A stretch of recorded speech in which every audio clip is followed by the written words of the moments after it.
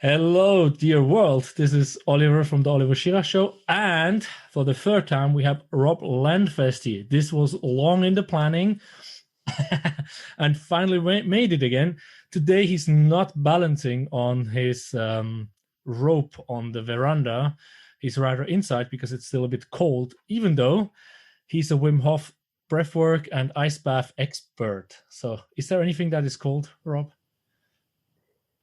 The thing about the cold is that even for Wim, and Wim will tell you this directly, it's like it's never it's never not pushing your comfort zone. You get into the cold because by its very nature, it sits outside of your comfort zone.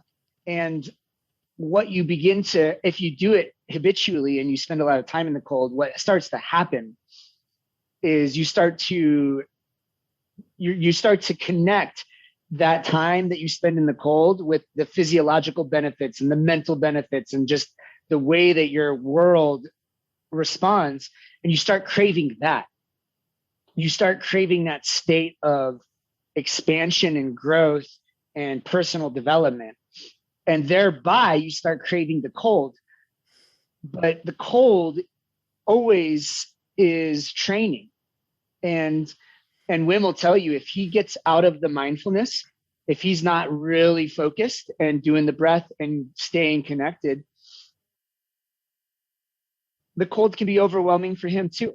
It's really changing that whole mental structure around it. So, I love the cold. The cold is one of my greatest allies in life. And part of what I love about it is that it's such a consistently available way to viscerally and physically step outside of my comfort zone into that realm of personal growth and transformation, because there's not any personal growth or transformation happening inside of our comfort zone.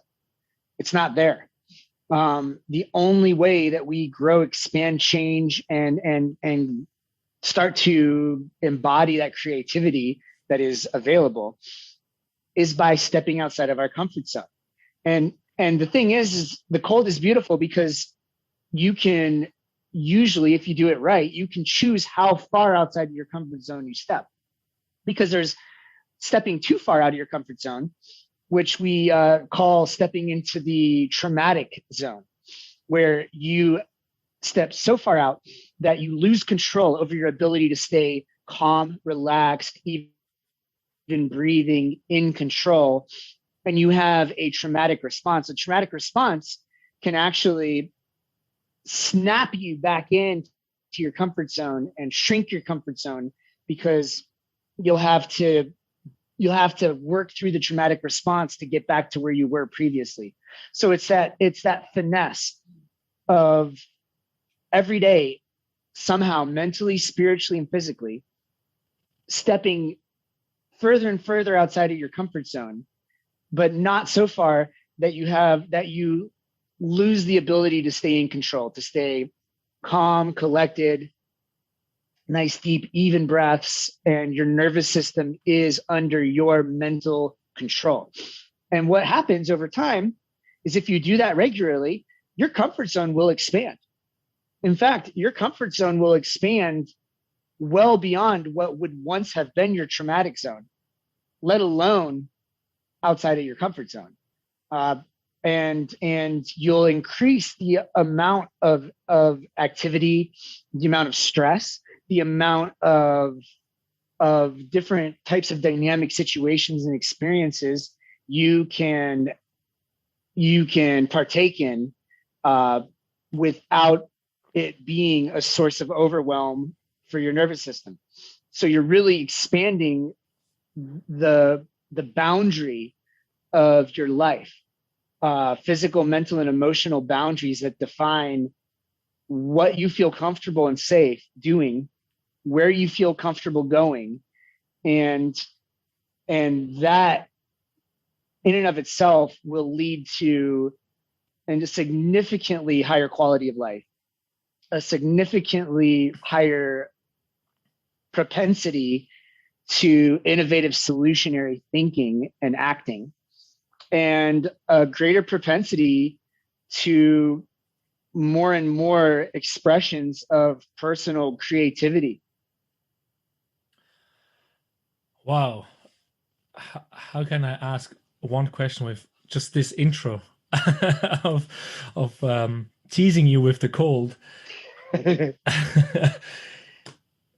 One thing that really popped up in my mind and doesn't let me go is your experience with this getting out of the comfort zone. Now, we had 2 interviews before, so we know a little bit your backstory, that you didn't fit in, and you didn't copy other people physically, like the movements and stuff like that. We talked about the breath work. We talked about sitting on the bathroom, moving around. You wanting to have a special car so you don't have stretched legs and so on. When you, now that you say you stretch your comfort zone, above and beyond what was your dramatic zone. So what is your experience? What did Wim Hof breathwork do for you? Or did you do something else before that? I mean, something else to expand your comfort zone. So yeah. And so I guess on an instinctual level, I've always sought experiences that push my boundaries. There's a level to which that can become, if it's not cultivated well, kind of like an adrenaline junkie sort of thing, where you're really just going for that dopamine hit. And the trap there is that if that's what your goal is, it's always going to take something that's a little bit scarier, a little bit more dangerous, a little bit much further over the edge to actually get that dopamine hit. So it becomes like a dopamine addiction that leads to more potentially destructive or life-threatening behavior. And so early on, I got a lot of my comfort zone pushed through things like rock climbing. I early on, rock climbing was a huge focus for me. And it was just this wonderful way where you could systematically expand your capacity to perform, and you could measure it, the grades of the rock climbs, measure, your progression in capacity. But more important than that, when you're for a boulder problem, for example, which, bouldering takes the technical skill set of rock climbing and condenses it into a sequence of complex movements. And there could be this boulder problem where I've got my hands here, my feet there, and I'm trying to get to this next hold. And I could try it over and over and over again. And it might feel and seem physically impossible. Like that hold is 10 inches too far away.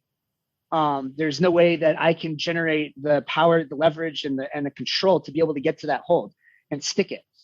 And then you try it over and over again. And you can try it in really unintelligent ways where you're just throwing yourself at it the same way over and over and over again and not getting very far and just getting frustrated and ripping up your skin, and you're getting fatigued. You may even start to injure yourself if you start bringing frustration into the mix. You're no longer in control of your nervous system. You're no longer in control of your breath. And the likelihood of placing yourself into a dangerous situation or creating injury significantly elevates. Saying goes with the cold. If you are in the cold and you're starting to be like, this sucks, I'm uncomfortable, I'm losing control of my body, I don't know what I'm going to do, you start to panic. Your body's ability to thermoregulate rapidly declines.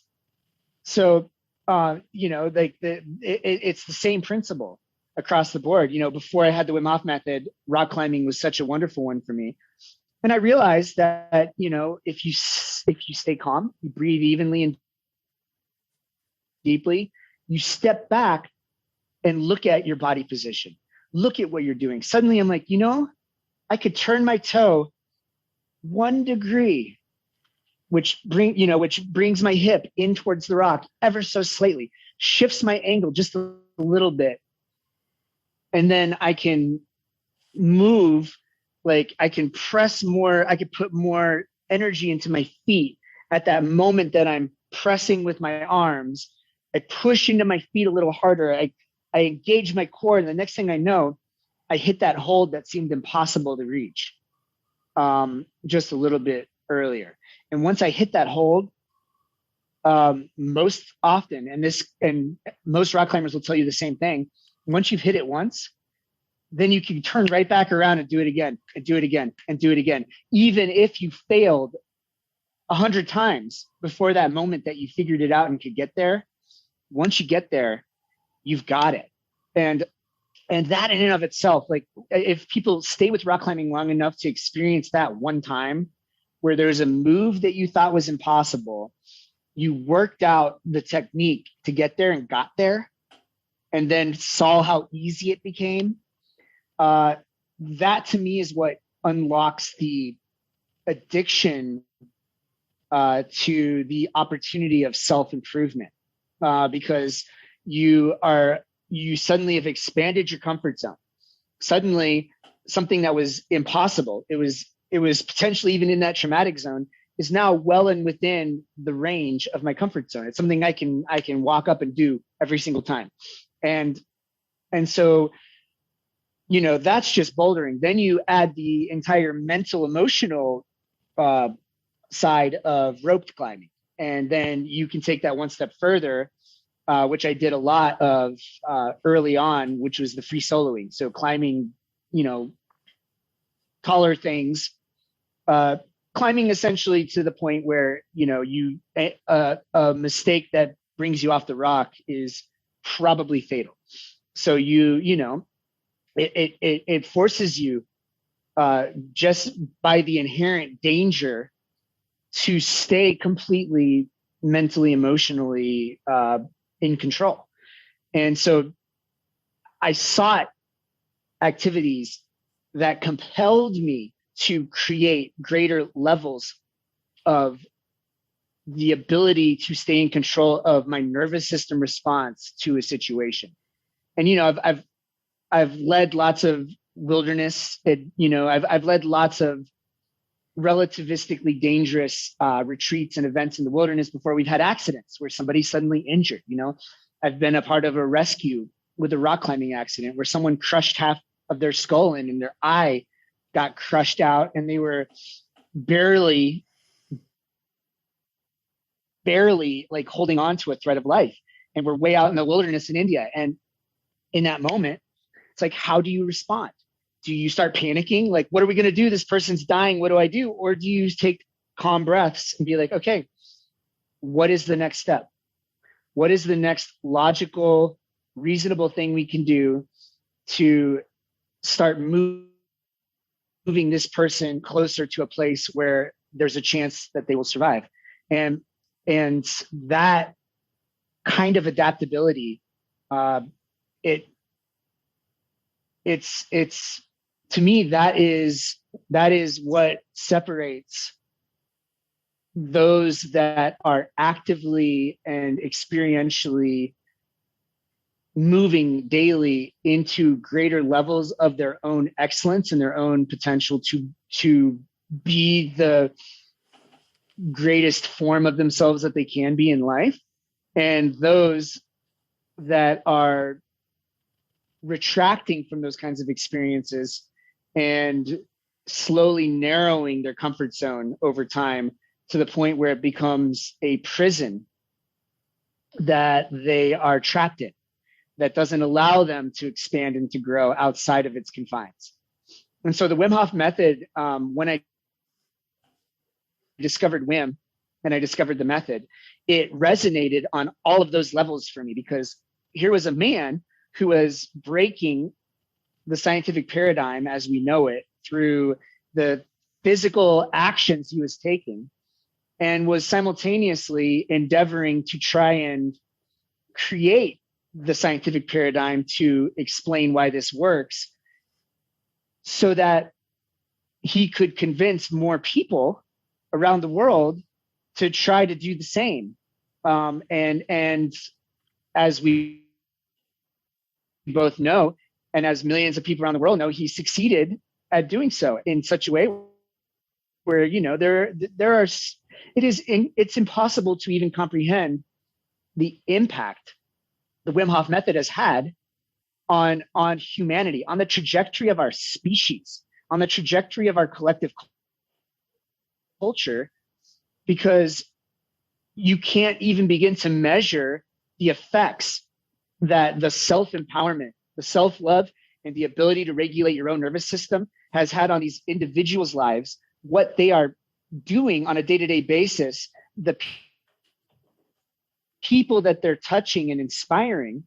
It's an exponential fractalizing effect, a beneficial effect that is having massive reverberations in every sector of society, in completely immeasurable ways. And to me, that's where,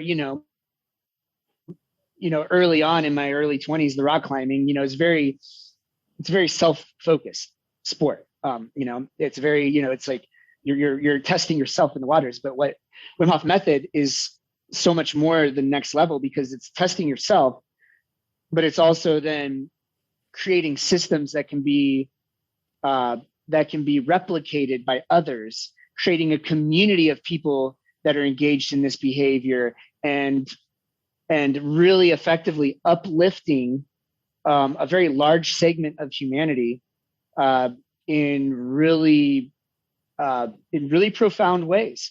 So and to me, that's where, Wim Hof Method just hit on every level for me, and why I knew that I needed to not only meet Wim, not only train with this guy, but I needed to dedicate a very large amount of my energy to spreading, sharing, and expanding the community of this method. And so, that's an answer.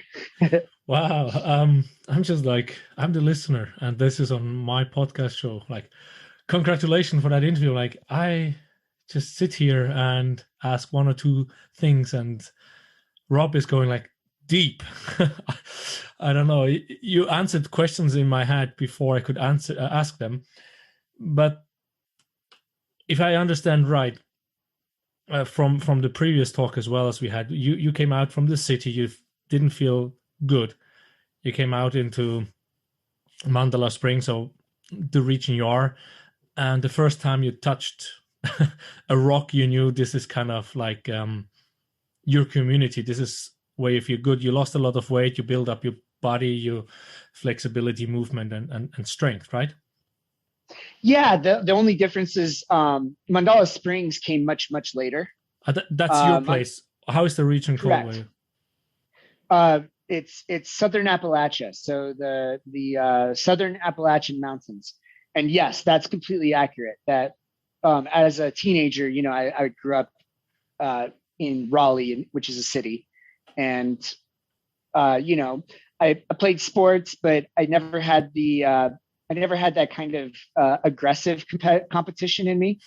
And it just, I was never very successful at those sports, because it wasn't engaging that level of deep creativity and authenticity, and really what I realized my spirit craves. And so, getting into the mountains and starting to connect with the natural world, with rock climbing and the stone, the community of people who understand and love and embrace these kinds of activities, the self-competitive reality where you're still in a very social environment, but the entire community is there to support your success. Your success is not a failure for them, like traditional sports. Your success is building the community, and so they're cheering you on and supporting you. And if you want it, sometimes whether you want it or not, they're giving you advice, or what they call beta. in the rock climbing world. They're like saying, oh, if you only turn your foot just a little bit this way, or, if you move a little bit, just giving you advice. But the idea there is it's a supportive community that is fed by each other's success. And the Wim Hof Method community, the Yoga Slackers, Slackline Yoga and Acro Yoga community, these practices that I've embraced and that I love and care about all share that quality where we recognize each other's individual growth and success as an aspect of the growth and success of our community, the larger self that we get to cultivate and create in the world. And we become invested in the success of the people around us. And the more successful our community is, the more successful the people around us are, the more successful we are. Because really, if you want to know who you are and what you really are, look at the 10 people you spend the most time around. That's an age-old saying, but it's real. So what if you then invest in making sure that those people that you are spending the most time around are living their best lives, have the support they need to elevate and to live their greatest dreams and to expand their sense of what they're capable of and expand the way that they can use their particular set of gifts and skills to create more beauty in the world. Then suddenly, like, you're not just surrounded by, but you're participating in helping create a human community, a tribe, an ecosystem that is elevating itself exponentially in a way that's greater than the sum of its parts. It just makes me feel what you described there. That's how we as human species were able to survive and thrive and grow until we hit the industrial world where everyone is competing against everyone somehow, like black and white scene. So somehow I have this feeling the Homo whatever that survived these different hundreds of thousands of years ago. We say there was different types of humans everywhere around the planet, but only we survived. Must be because exactly what you say. We were thriving because of the success of the others and helping each other out, supporting to make the other one better, happier, stronger. And by that, the whole community was getting healthier, stronger, happier. Is that a good comparison? Absolutely. I mean, you put it perfectly. And honestly, it's like, yeah. And even mentioning the discrepancy. I mean, it was even pre-industrial. It was really, that the sense of competition, ownership, being able to detrimentally leverage the use of other people. So, like lordships and having serfs that are your servants or slaves or whatever it was. There's been thousands of years of this historical kind of dispersal of our collective potential through this sense of needing to exploit or get mine, regardless of the impacts or implications for those around me. There's just been generations and generations, arguably many thousands of years of this, and it's been growing, because in our modern world, you can see in many ways, like the extreme of that, where you have the greatest wealth disparity that has ever existed in known human history. And you have, people who have super yachts and 20 homes and this and that living, within a few feet of people who don't even have access to clean water. And so you see this disparity, but at the same time, what you're seeing right now is an ever-growing, increasing community of people who intrinsically understand that by working together, collaborating, and functioning more like a holistic tribe that actually cares about the health and well-being and the success of each of its members, that's the truly leveraged way that we can start to create real power, that we can start creating real change, and that we can be a part of something that has positive, healthy reverberations into future generations. And honestly, for anyone who's been living in that lifestyle, you see that the old model is dying. It's been dying. The people that are still like holding on to that, just look at their bodies. Like, look at the body of somebody who's living on that level of the corporate world and functioning in that way. I mean, they're literally falling apart. They do not have a quality of life that even remotely reflects the amount of financial power that they have. Yeah, they've got homes, they've got servants, they've got all the things, but they're miserable.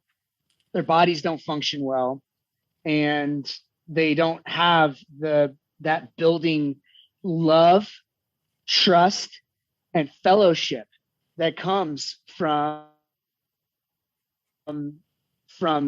investing in the welfare and the well-being of the people around you.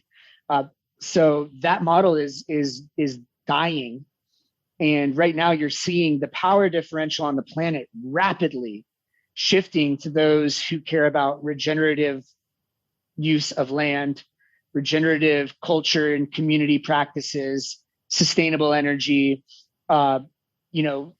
mental, emotional, physical empowering practices like the Wim Hof Method. This is where the power dynamic is shifting rapidly right now.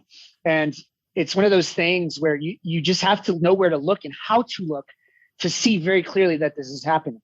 Because a forest being cut down is going to make a lot of noise. Trees falling are going to crash and boom, and it's destructive and it's visibly gnarly. It's going to make a lot of noise. But a forest growing happens silently, and it happens without any fanfare. And it can happen everywhere simultaneously without you even realizing that it's happening, until suddenly you wake up and you look around and you realize that all of these healthy trees are now like very well established and thriving. And so that's to me, that feels like a good metaphor to describe like the old systems collapsing and making a lot of noise, and why it may be easy for society to not even realize the extent to which the new paradigm is already firmly rooted, firmly grounded, and growing in a very healthy way that it will be replacing any evidence of the old systems sooner than a lot of people probably think.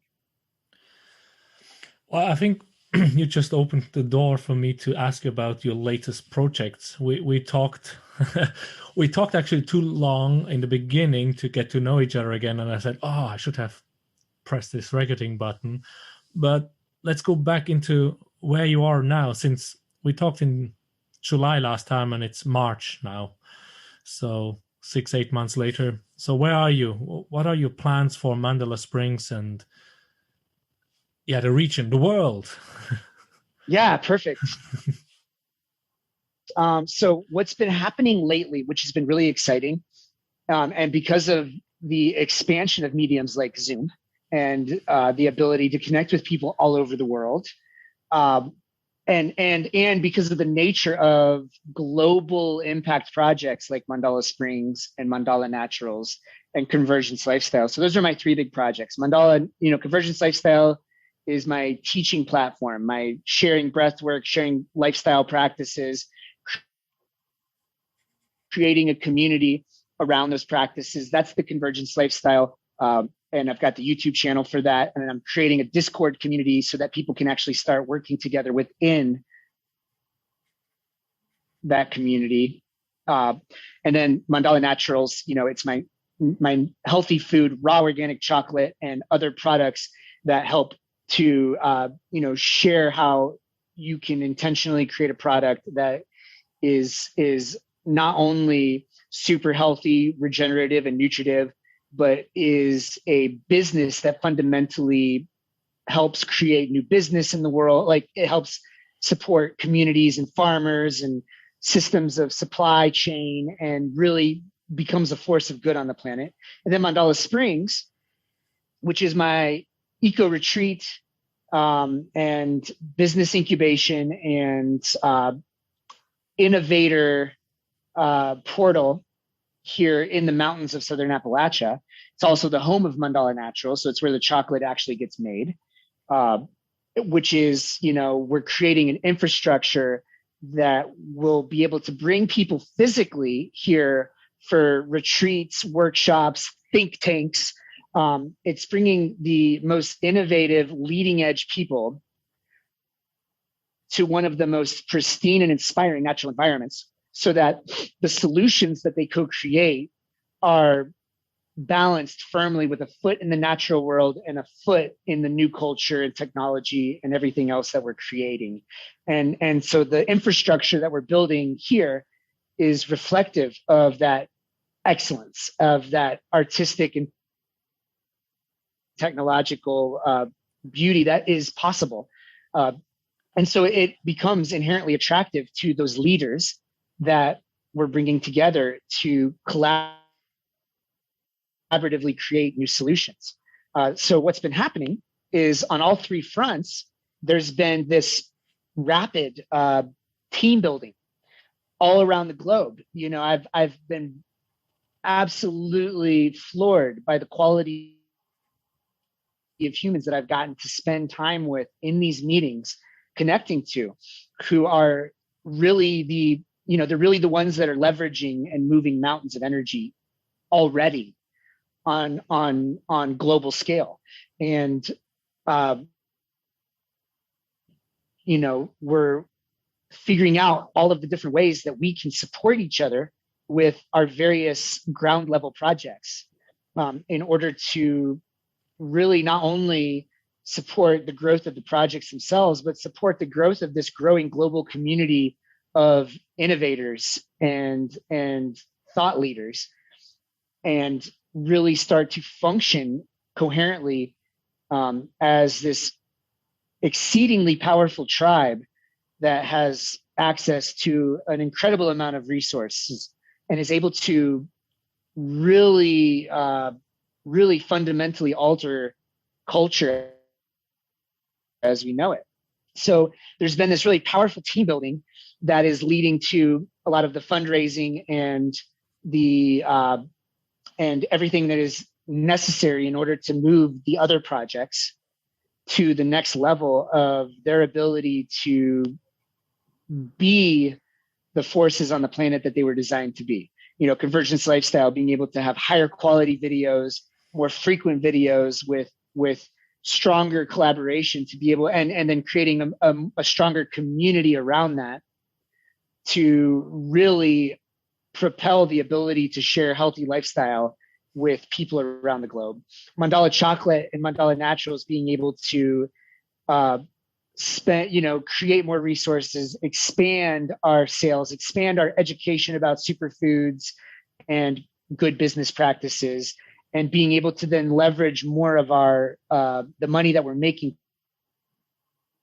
from this company into expanding more and more of our sustainability practices.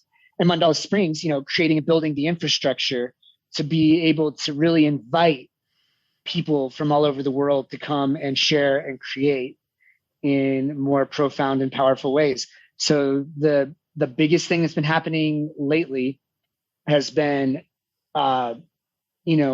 the crystallization of each of these projects in terms of how they scale, what that scaling means for the greater world, and how these different really high-powered and leveraged individuals are interacting with and co-creating these ecosystems.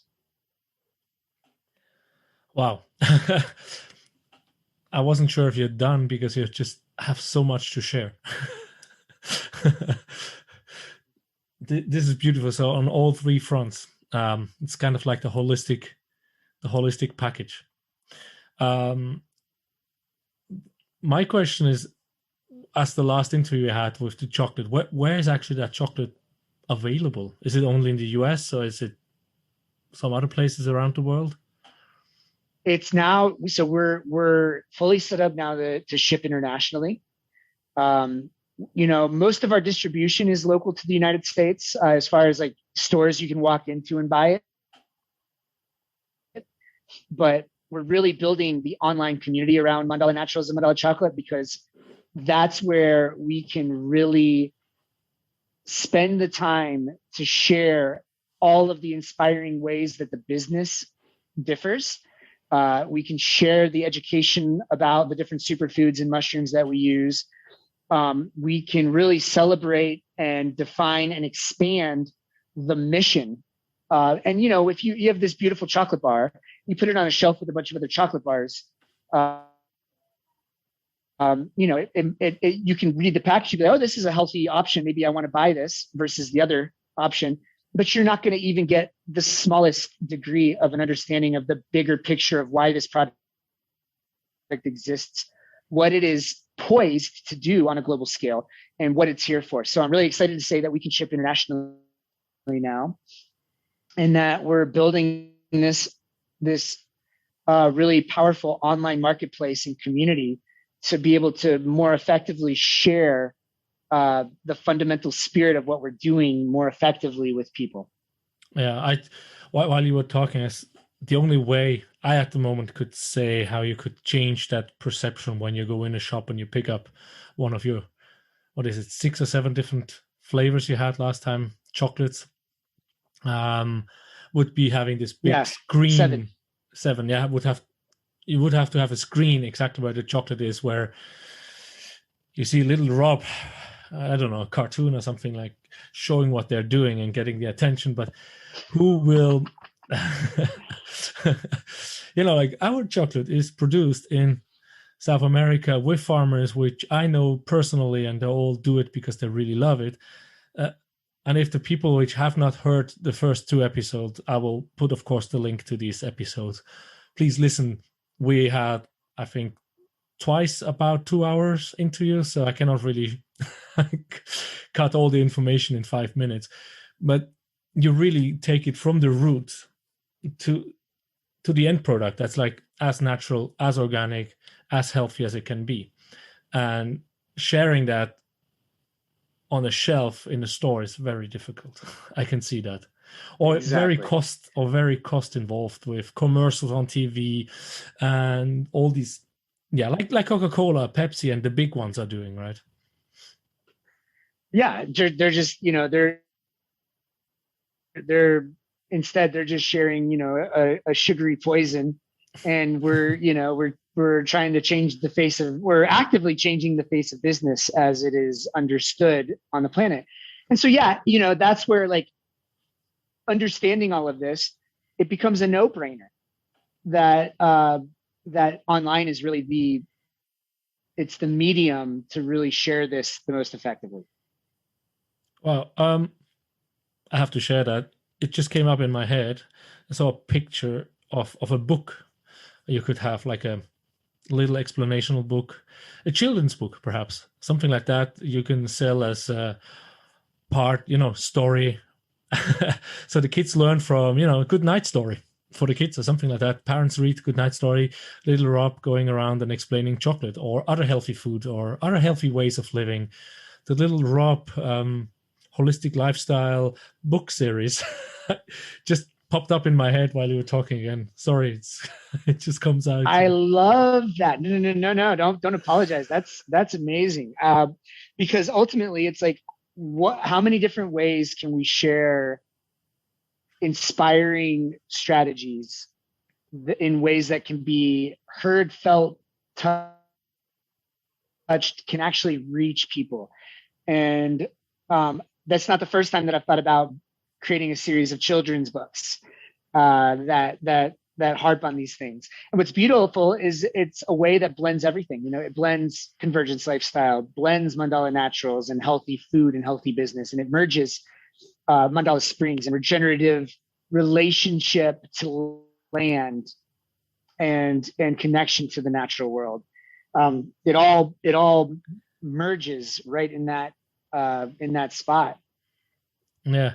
And now another question which comes up in my head is, last time we talked, you were saying that you were working on the biggest preservation project for forest or natural land in the US around Mandala Springs, the forest, the natural forest, because through your chocolate, you also got the first organic certification that you're going wildly picking up berries and spices and mushrooms for the chocolate. And then you said you're also working on preservation of the whole forest there. How is that going? It's going well. The biggest thing is because of COVID and the political upheaval and the shutdown of a lot of what's going on in society. You know, we've got Forest Keeper, which is the 501c3 nonprofit that I work with. I'm campaign director, and we are working actively to redesignate the public lands in this area, specifically surrounding Mandala Springs, but both in the Pisgah and Nantahala National Forests within the United States. And we are actively working to get as much of that land as possible redesignated as scenic wilderness. And what that does is it eliminates lumber, commercial biomass, as they say. It eliminates lumber as one of the ways that forest is able to be exploited. So what you get is you get the conservation of the forest intact, and then the expansion of the uses that you get from an intact forest. So hiking and mountain biking and rock climbing, and then my specialty and what I've helped to pioneer for the first time in history, wild perennial organism stewardship and farming. So actually like planting wild simulated communities of the organisms that already belong there, the ones that are endemic, like helping to reestablish the genetic diversity in these different organisms and helping to steward the existing populations and the existing diversity within these increasingly more mature forest ecosystems, because that forest is no longer being compromised. So it's by far, to me, the most intelligent designation for public land. It has the most appropriate use model. And so we're working with Congress, with the United States government, and with local communities to really get as much of our beautiful land and our existing forest designated as scenic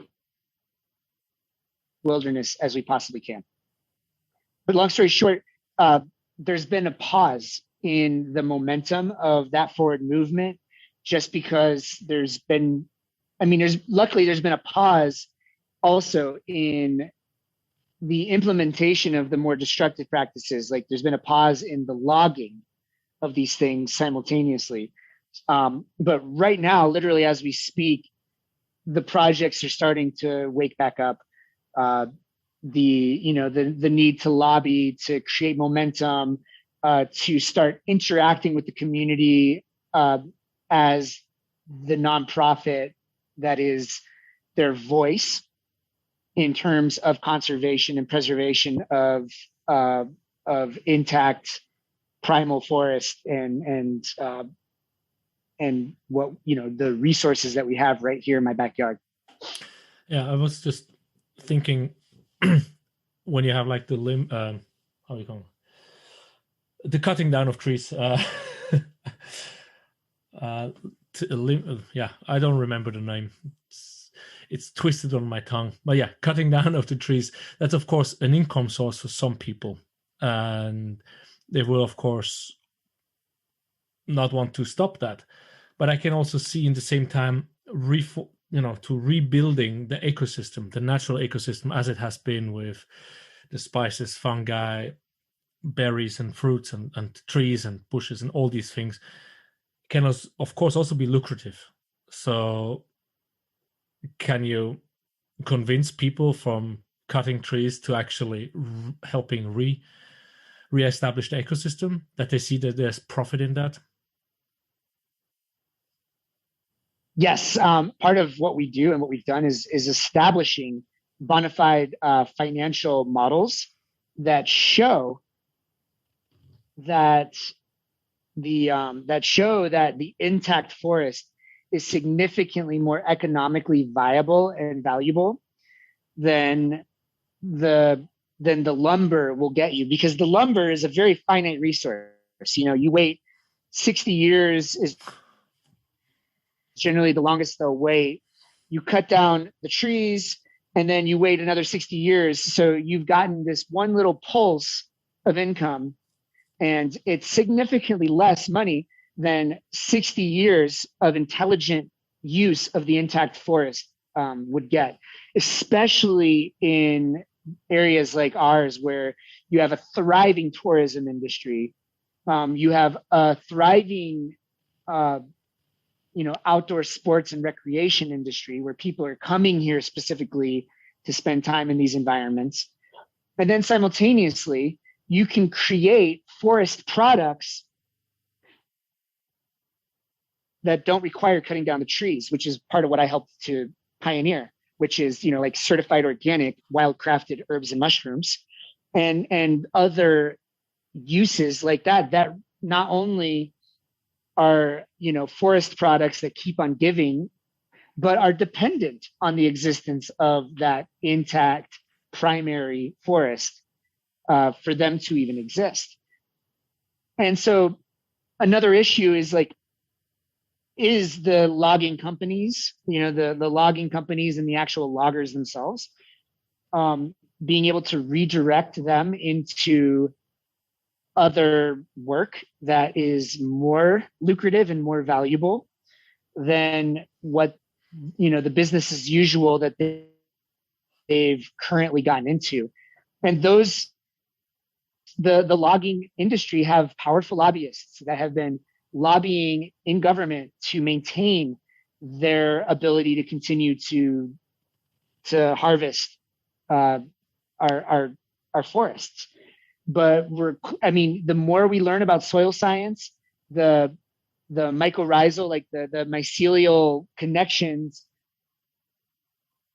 the ways that plants communicate with each other, the way that plants and trees share nutrients and share information, and the way that these soils and the way that these things mature over hundreds of years, if not thousands of years, the less of an excuse we have to cut down these very young forests that we consider to be mature lumber, but are nowhere near expressing the actual intelligence and ecological function that a truly intact and truly mature forest of many hundreds or thousands of years is capable of. And we now have the science to back that up. And it removes a lot of the reasoning that had been previously used to justify cutting down the forest with the frequency that it's been done. You see a lot of really old programs, like even thousands of years old programs in places like Switzerland, where they're regularly cutting down 300, 350-year-old trees, but they're always planting more. And those trees were planted 350 years ago for the ancestors now to harvest. And an unbroken train of ancestors has been planting more and more trees in the process, so that you have a growing ancient forest that you're harvesting significantly higher quality lumber from, because it's had time to grow to that full expression of its maturity. and it's not compromising ecosystem. There's a lot of really sloppy and very destructive behavior that goes with the modern logging industry. And if we could plant trees now, I mean, and it's part of what we were talking about earlier, the get mine now, I need to get paid now mentality, rather than thinking I'm going to plant a forest that my great great great great great grandchildren will be able to harvest some trees from, knowing that each generation was planting trees all along, and that there's many layers to this forest, and it's going to continue to stay healthy, ancient, and thriving. And there are models that exist, but it requires your head to be in the long game, the multi-generational game.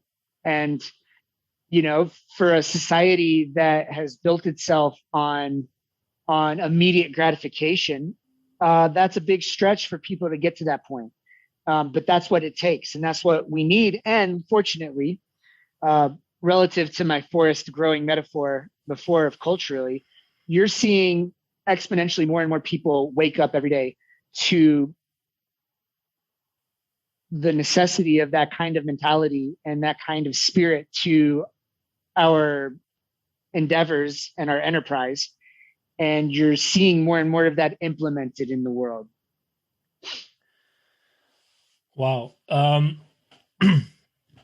Beautiful. Very nice, as always. I just have to ask one little thing, and you elaborate so deeply and so nicely. I just saw my laptop is in the red zone for the battery, so I was wondering if we should have a short break while I get the cable, and then we continue, if that's okay with you. Or Perfect. So this is part number 2. We had a short break.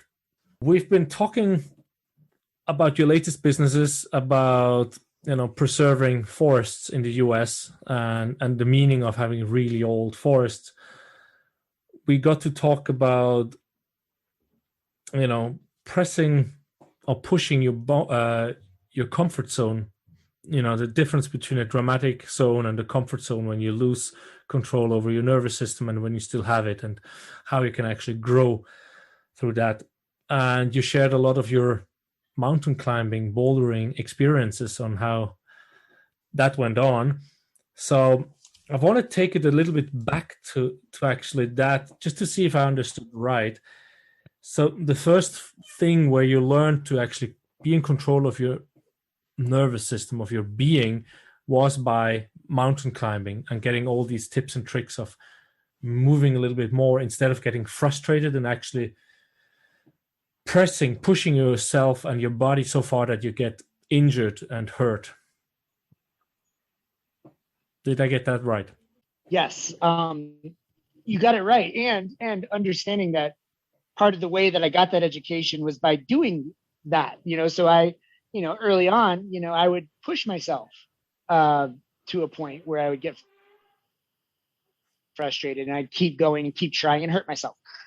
So it was a lesson that I had to learn the hard way over time, that I could try a boulder problem 100 times, and 50 of those times could be frustrated and not get anywhere. Or I could be patient, take time, make adjustments, and then be able to actually to make improvements with my efforts. Yes, so you made your own mistakes by pushing too hard, and then learning, and then you say Wim Hof was resonating with you on so many levels. So when did you find Wim Hof, and how did you find out about him? I found Wim, so after bouldering, then I went into slackline yoga and acro yoga, and I actively sought these practices that I felt like were helping to create that mind, body, spirit, growth, where I was doing a physical activity that required me to exercise my ability to get out of the way in terms of mentally, getting frustrated or mentally having an issue like slacklining. A lot of the success I find on that comes from being able to stay as relaxed as possible while doing these active poses. So it's finding the balance between something that's an active pose and making it as efficient as possible in the mind and body. So you're not overthinking it, over moving. You're staying as relaxed as you can in an active place. So it creates efficient action. And so I was seeking things like this. I was in the raw organic superfoods community. So I was seeking the foods and the herbal medicines and things that would help create the greatest conditions to be able to receive the best benefits from these practices.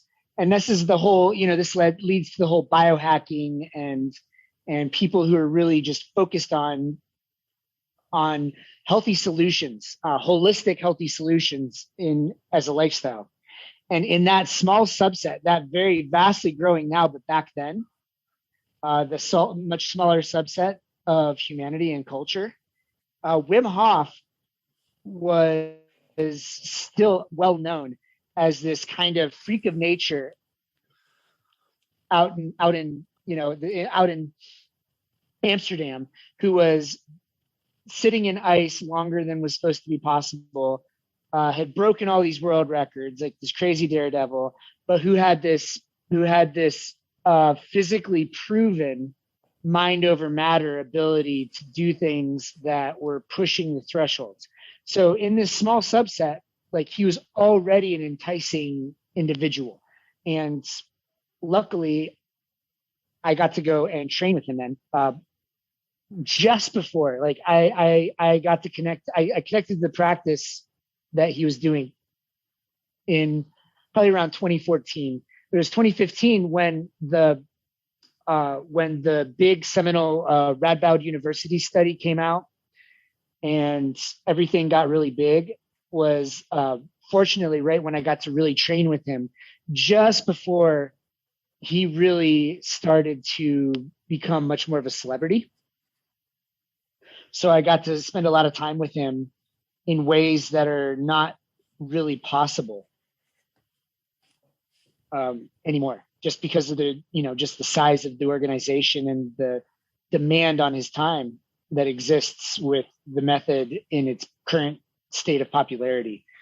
And and I got to then become, I got to be a part of the first group of people that were chosen to be the first instructors in the United States, and to continue to share the practice. And, Mandala Springs becoming just the perfect environment to lead workshops and retreats, and have a friend of mine, Jesse Coomer, who has, it used to be called the Midwestern Method, but he also has a YouTube channel. It's, I believe, just Jesse Coomer at this point. He's one of those other first instructors in the United States. We're doing a whole Wim Hof Method weekend coming up April 17th weekend, and we're going to be doing those regularly. And I've got workshops happening here regularly, and the YouTube channel Convergence Lifestyle, of course. But yeah, I just knew that Wim was doing something unprecedented, and that he was claiming that anyone could do it. And so I knew that he was somebody that I needed on my path to really expanding my own personal capacity. Also at the time, and for most of my life, I had terrible circulatory problems. Like, I had something called raynauds, which, yep, exactly. So my fingers and toes would turn white and blue. I used to draw on my skin in school. Like, I was bored in class, I would take a pencil and I'd very lightly just press, not hard, just lightly press into my skin. And then over about 30 seconds, the pattern that I would create in my skin would come up in stark white, and it would stay for like 30 minutes to an hour.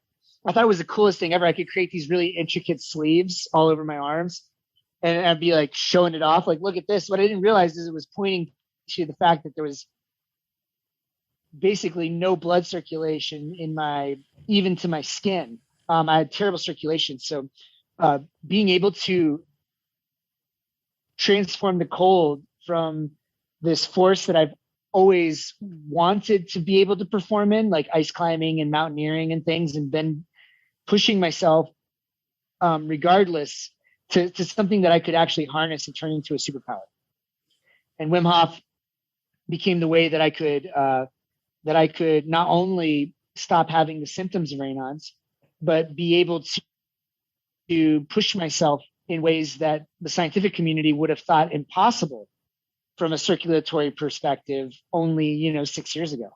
So it was kind of neat to be able to not only regain normalcy in my circulation, but to then surpass what was considered possible or normal for circulatory potential and possibility. Okay, now I'm personally interested in that story because last year I went with my daughter in the fjord 2 times. I think we went, 2 minutes, 3 minutes, 5 minutes in the water. And that was the first time I realized my hands turned white and I had no more feelings. And that was at the age of almost 42. Now I'm 43. I never had issues with that, cold hands or anything. I mean, I've always been warm. And since then, actually, my toes and my fingers, when I feel stressed, and that can be in the subconscious, when I don't even realize, suddenly 2, 3, 4, 5 fingers or all 10 fingers turn white and I lose the feeling. So how did you train yourself to get out of that? I mean, I didn't have that before. You said you had it as a teenager already. So. Yep. I mean, honestly, it was a combination of doing the breath work every single day and cold training. And I realized that the most important thing that I could train is how to get my body back to a state of thermal regulation in between. And so rather than trying to push the amount of time I spent in the cold, I went for frequency. So I would get in the cold, get out, bring myself back to normal, get right back into the cold, get out, bring myself back to normal, get into the cold. And I would do this, 5 or 6 times. And I ended up creating a sub-freezing, what we call a redneck cryo chamber, which was essentially a deep freezer that I put a pond liner in and then filled with Epsom salts so that I could get it below freezing and it stay liquid. And I was using that early on as my training device. So I'm getting in water that's colder than fresh water is even able to get, and getting back out and just working on the contrast. But instead of going from cold to hot, going from cold to room temperature and making sure that I get myself back to a place where my body is now controlling its own temperature before getting back in again, and just doing that with frequency. And that worked really well for me. I think that it's hard for me a lot of my success with the Wim Hof Method came from my pre-existing practices with rock climbing and with everything else that I do. And the fact that the mental side of it, of being able to get my systems to respond to my mental, my mind, basically was already there. I'd already done so much of that. So I kind of had a leg up in that regard.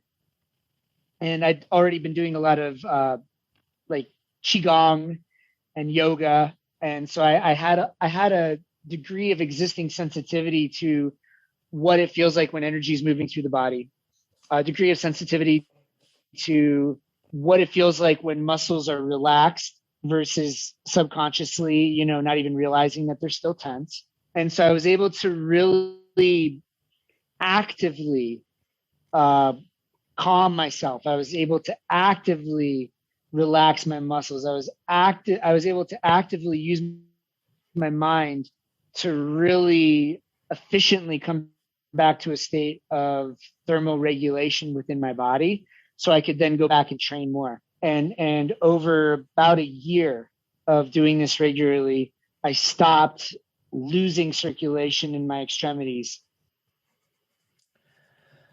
Okay. So I shouldn't have given up that fast. No. But I can see the point. So you went in and out, and you didn't go into the sauna. You just went into really cold and then just room or air temperature if you did it outside, I guess in the summer. What I did Correct. was during this Corona time, you never know when you can go go anywhere, but we had a window where we could actually go to the swimming pool. We have half an hour away from here, and they have a cold bath. I do not know how cold it is. It's definitely not below zero like you had, but right next to it there was a steam sauna and a hot sauna. So I went 3 times in and out, like 2 minutes in, 3 minutes in the cold until I was really hot, and then I went back in the cold. You can hear me? And I can hear you. Yeah, it was cutting out a little bit, but basically, I mean, that's a really good practice. It's just a different practice.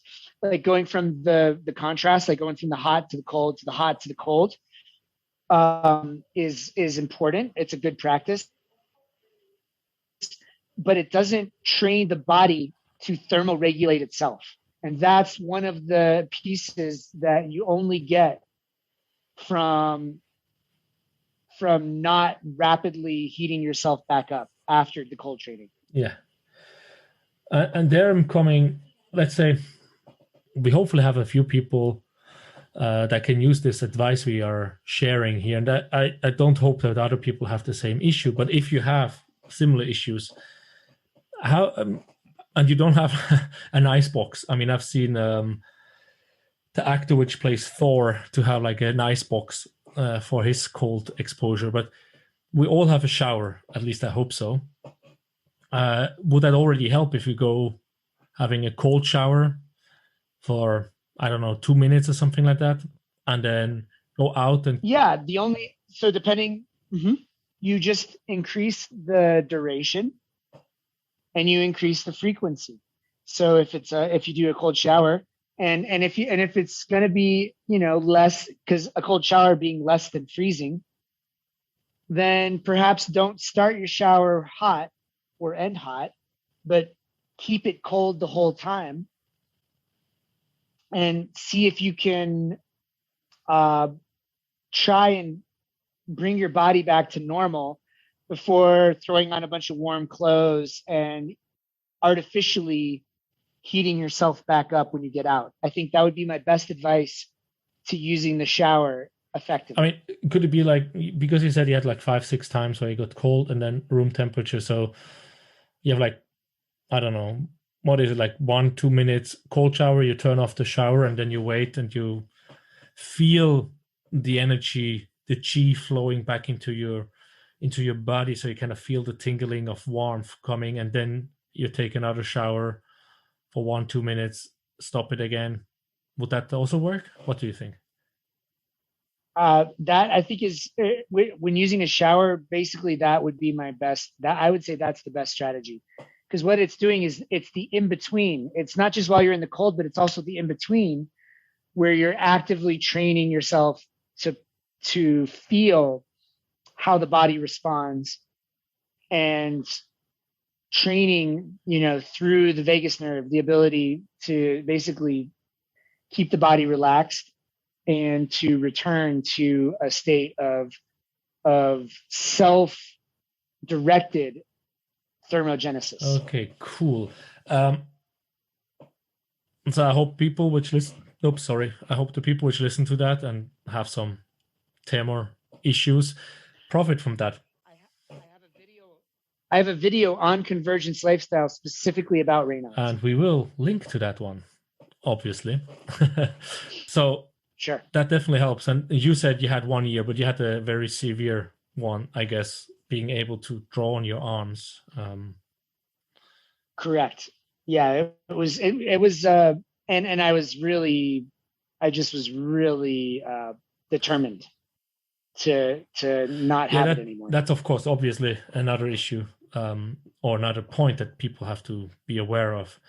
No successful businessman was just by happenstance being there, or healing from any diseases. All these miracles we hear about healing a backbone which is completely broken, or not being able to walk and then being able to walk, that needs determination and persistence.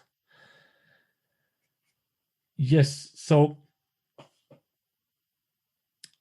listening to this procedure to come out of this Raynaud's problem, it just makes me think, if you're like not having this problem, but you hate cold showers, I always hated it, and you start doing that every day, you take a shower like that, 2 minutes, you turn it off and on. What I heard other people say, you do like a 20-second cold, 10-second warm, 20-second cold, 10-second warm every day in the morning for 2 minutes. That's activating your body, burning fat, burning energy, wakes you up. If you do such a practice, I can imagine this will change something inside you as a person. What is your experience now? You said in 2014 you met Wim Hof, so this is like almost 7 years ago, I guess, since you started working with this.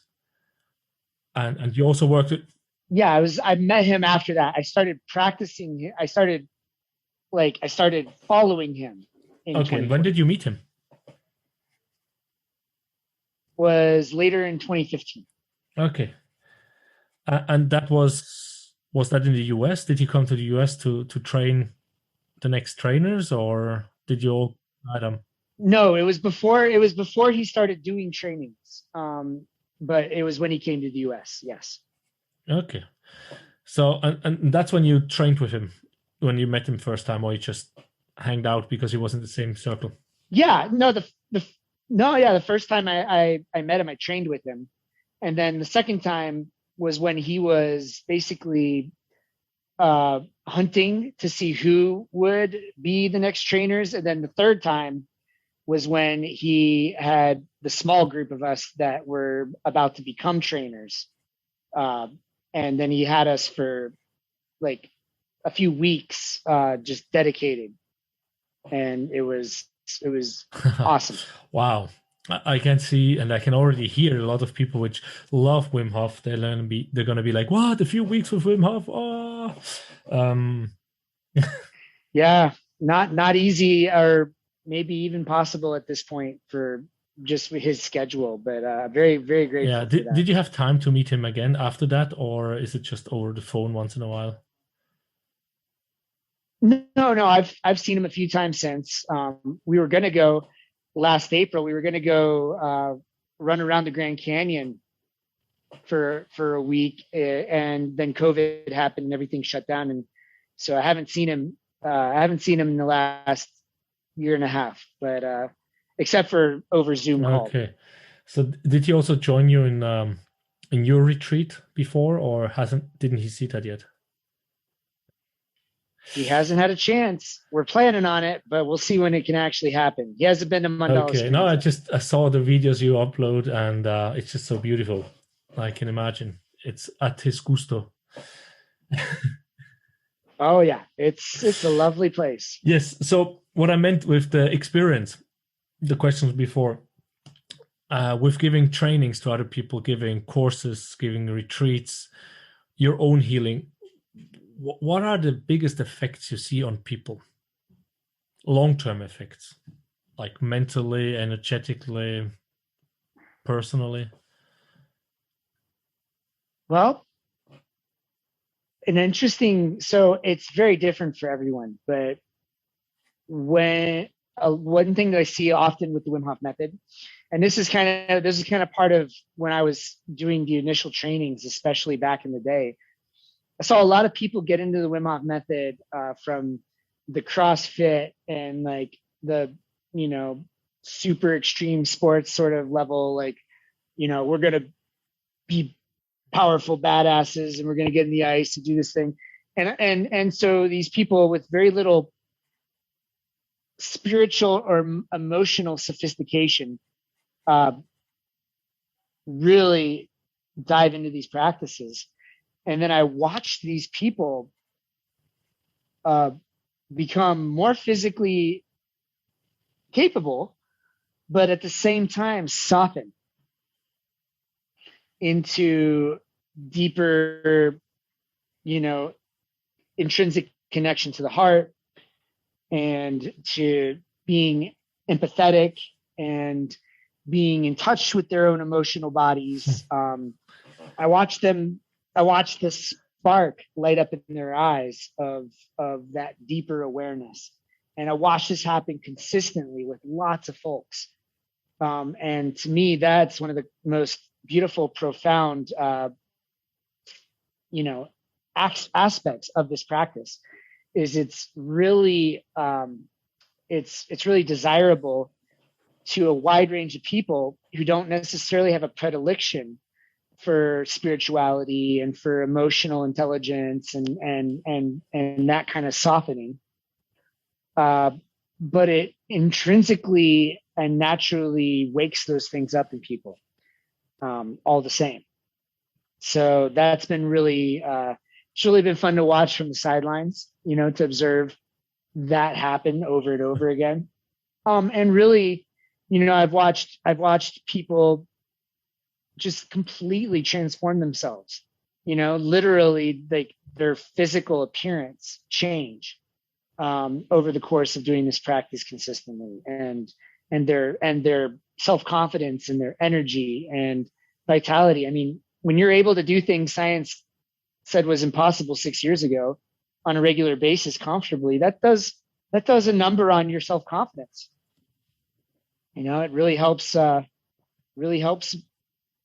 create new levels of self-confidence that then reverberate into everything else. It's like, well, if I could do this, maybe I could do this other thing I've always wanted to do, but was always afraid to start or didn't think I was worthy or good enough to do.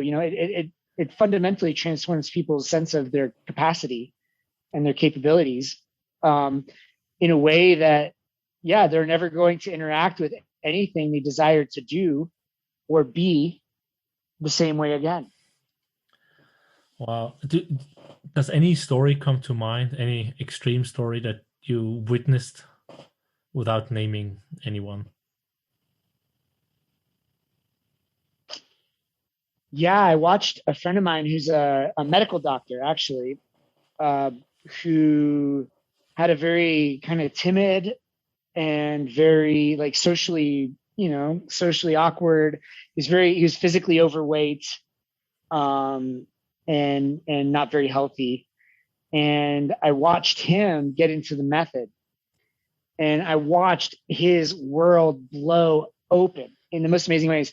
He ended up having never run in his life. He did a marathon because of the extra, the extra circulatory exercise that the breath work and the method actually gives you. He started opening up to all kinds of spirituality. He started integrating more naturopathic medical practices into what he does as an MD. And if you were to look at a photo of him when I met him versus a photo of him today, you could barely tell that it's the same person. I mean, he's super fit. You could just see he carries himself with confidence. He's got that light and that fire in his eyes. I mean, that's he's a great example, but he's not even an exceptional example. There's just a really good one in that sense. Yeah. And you were able to train him, I hope. No, he was kind of one of my peers in training with Wim. So I got to watch him develop. He got to spend a lot of time with Wim as well early on. So I got to watch him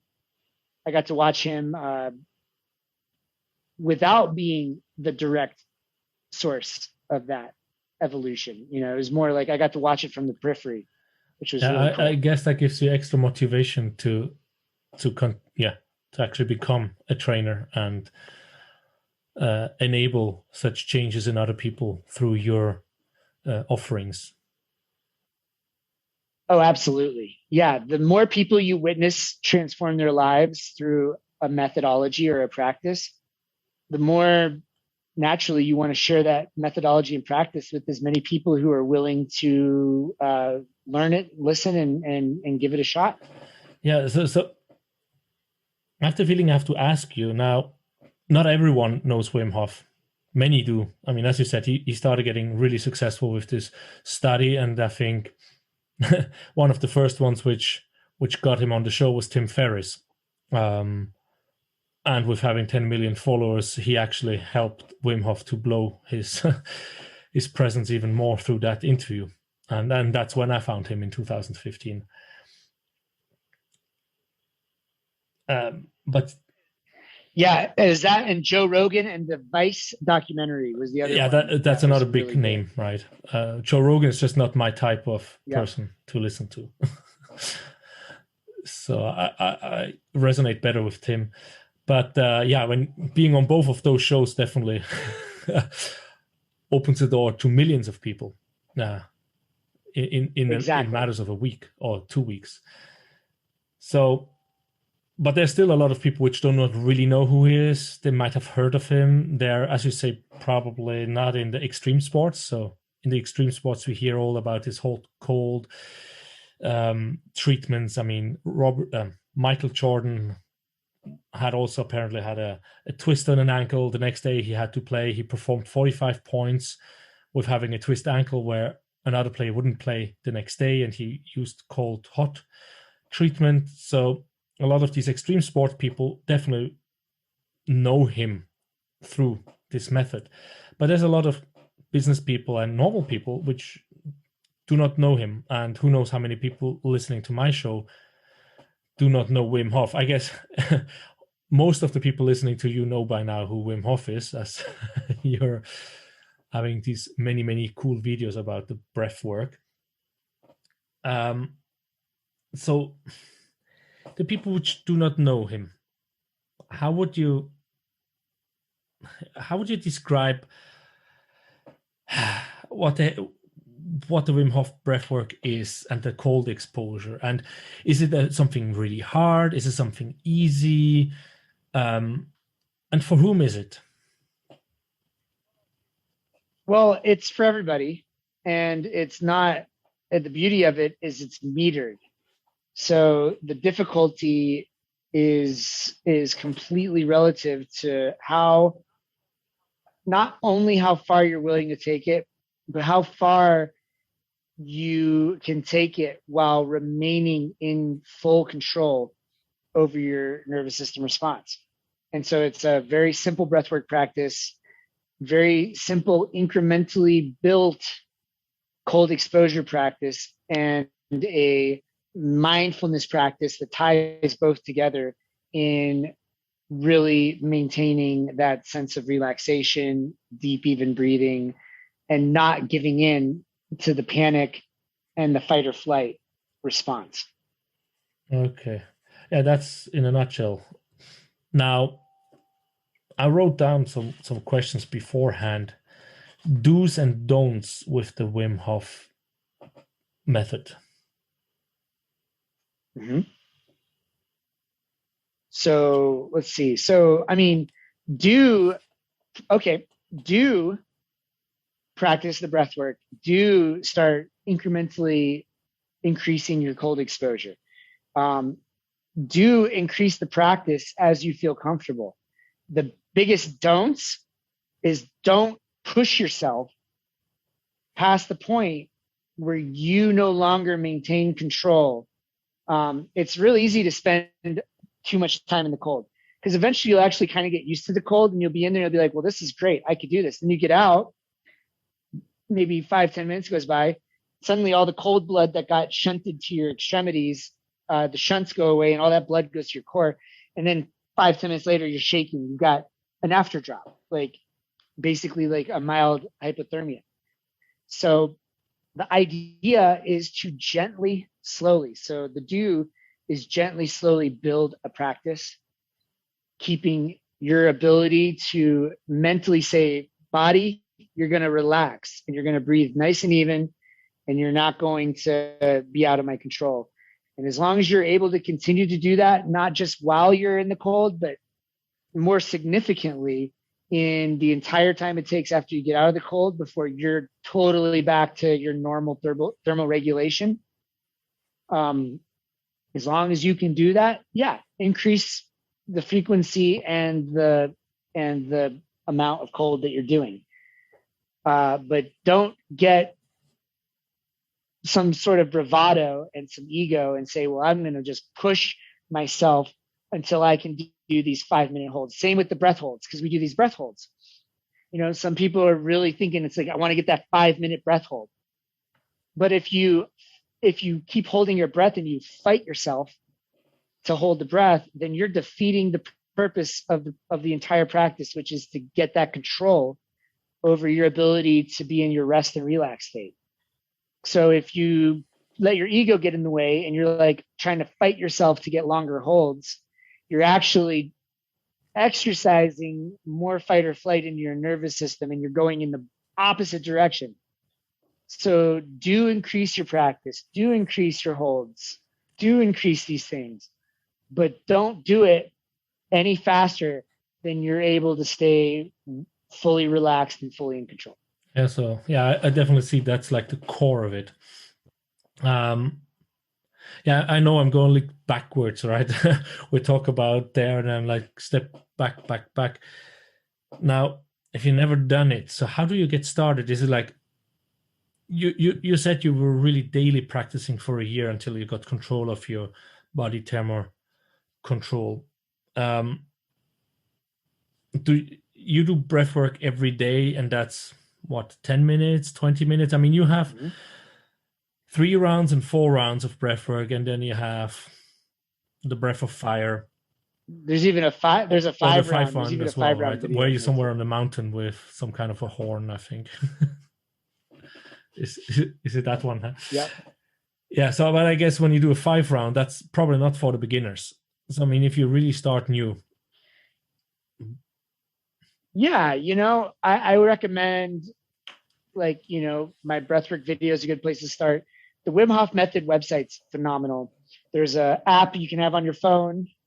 The 10-week fundamentals course. These are all great places to start.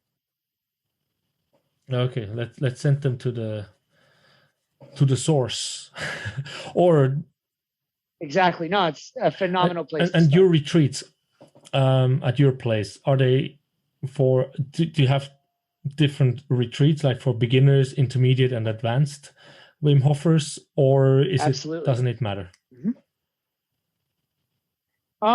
It does matter. And we do fundamentals and we do advanced. Okay. And basically, the fundamentals is to introduce people to all the principles, starting from scratch, assuming that you may have never done this before. You may just be showing up for the first time, or it might be your first time in an instructed situation, which no matter what, for either type, it's valuable. Whether you have been doing it on your own for a year or you've never heard of Wim Hof, you're going to get a lot of value out of fundamentals. But then advanced is for people who feel like they've really got a good foundation and a good solid hold on the fundamentals. It's designed to help take the skill sets further and to learn some of the more advanced methodologies, some of the refined breath work, some of the other practices that we do around the cold, things like that. Okay. And yeah, it just came into my mind that, did you have people which thought they have the basics and the control, and they came to the advanced and they actually were not ready? Oh, yeah. Oh, commonly. Yeah. So, but what's fun about it is there's always an opportunity there. And unfortunately for those folks, they're not going to get as much out of the advanced because they're going to be missing crucial context and understanding that will help them actually be able to utilize the information from the advanced. So generally, when you find them and you pick them out, you can find ways to make sure that they don't hurt themselves, and are still getting the fundamental pieces that they might be missing. Oftentimes, if they come to the advanced, it means they've been doing the practice, so they at least have a decent understanding. So usually it's not a big stretch, but we definitely get people in the advanced who, for whatever reason, believe themselves to have a greater handle on the method than they actually do. But that's, at least they're coming to an instructor at that point, and we can assess what the gaps are in their knowledge and help to fill them. That's beautiful. Yeah, so as long as I get white fingers, I'm still in the beginner's level. I mean, yes and no. I mean, everybody starts with a different body and a different physiology. Someone has Raynaud's and then practice Wim Hof and is doing it every day is almost like, it's a different level of refinement of mastery, because you're having to pay even more attention to what your body's doing. You're having to stay even more mentally focused. It's almost like if you have Raynaud's and you treat it appropriately and you do the practice every day, it can almost be like an accelerator in terms of your skill and potentially even your ability to share it, because you're up against a more challenging physiological hill to climb, so to speak, in order to really embody the mastery of these techniques. It's kind of like yoga, where you've got two different people. You've got someone who's got a really like strong framed body. It's not very flexible. And then you've got a little skinny girl who has never done yoga in her life, but she's super hyper flexible. Just because she can get into the crazy positions way faster, way sooner, and way easier than the guy with the the bigger muscles and less flexibility, doesn't mean she's a better yogi. It doesn't mean she's mastered the principles of yoga. She just has a different physiology that allows for a different range of things. And actually, she often does injure herself, because Western yoga is set up to reward the physical shape of asana as like the success. So she comes in and by no fault of her own, a kind of twisted teaching world is telling her that she's a natural, that she's really good at this thing that she doesn't know anything about. There's 8 limbs to yoga. There's all sorts of spiritual practice and breath work and diet and lifestyle and meditation and spiritual understanding. So she comes in thinking that she's really good at yoga. And likewise, the guy who's got he's got the less flexibility in his frame, he might be working 5 times as hard and still not be able to get into those poses. And he might think that he's terrible at yoga. But at the end of the day, he's developing significantly more well-refined tool sets because he's got a different hill to climb. And it's more likely that he's going to build a more well-rounded toolkit.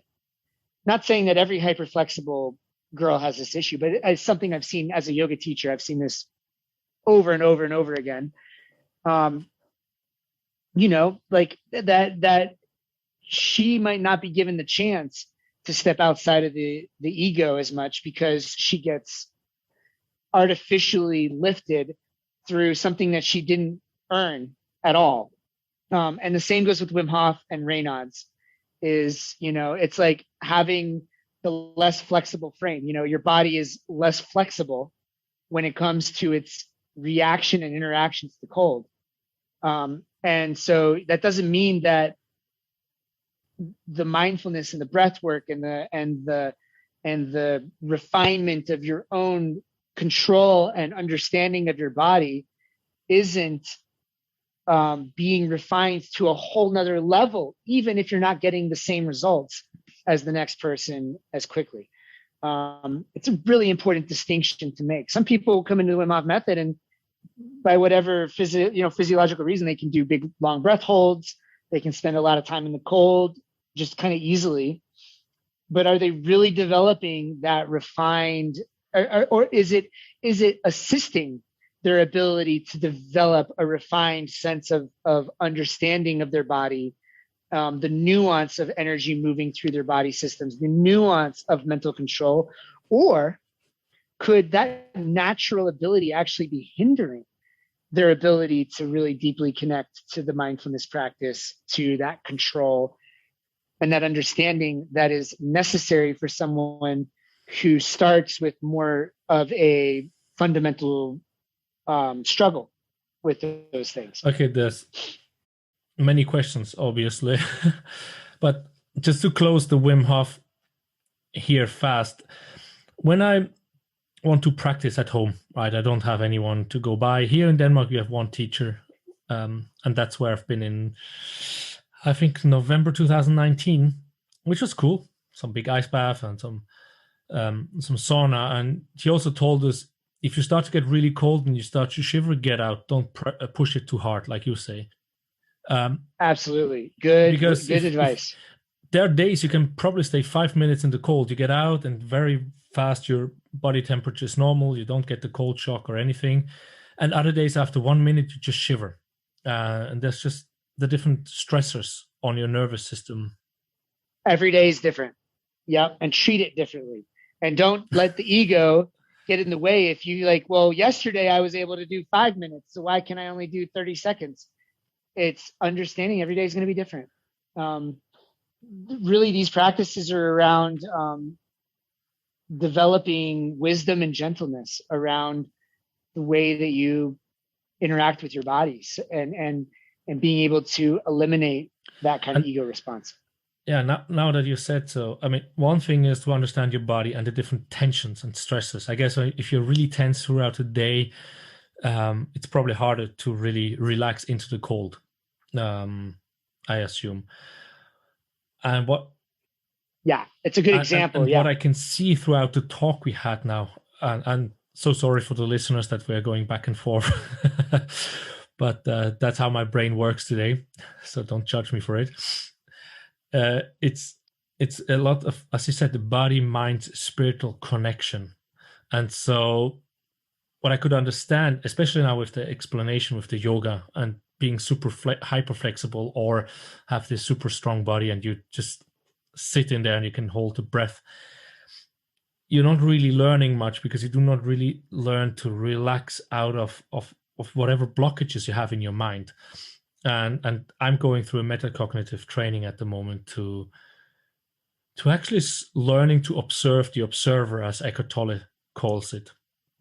And I cannot help it but understand that the Wim Hof breath work combined with the cold exposure is nothing else than that, to just go in there and observe and calm down and let anything come up throughout the exposure, because now you have to relax completely. And we also have the body keeps the score, or whatever the book is called. Body, yeah. All the different traumas, different experiences you have, they're somewhere stored in your body.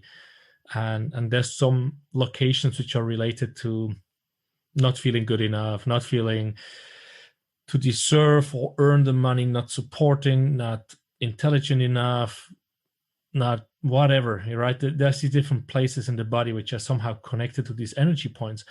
So I assume when you do this Wim Hof breath that you kind of learn to relax into the body and let the body do the work and expose basically these hidden traumas or hidden energies that are just stuck and could not move.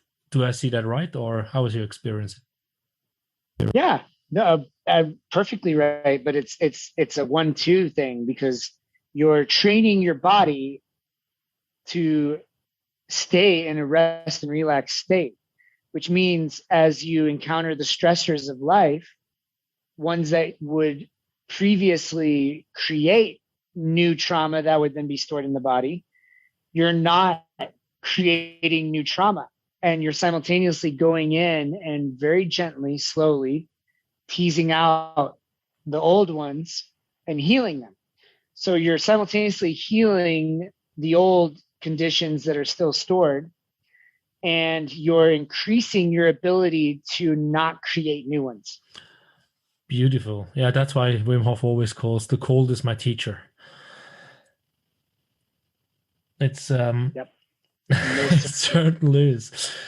Um, and going into it, I mean, I did your video, so I helped you to probably not 1,000 times. I didn't watch it that much, but I listened to it a lot. I think in August, I did like 30, 40 days in a row, at least the 3-round Sweet.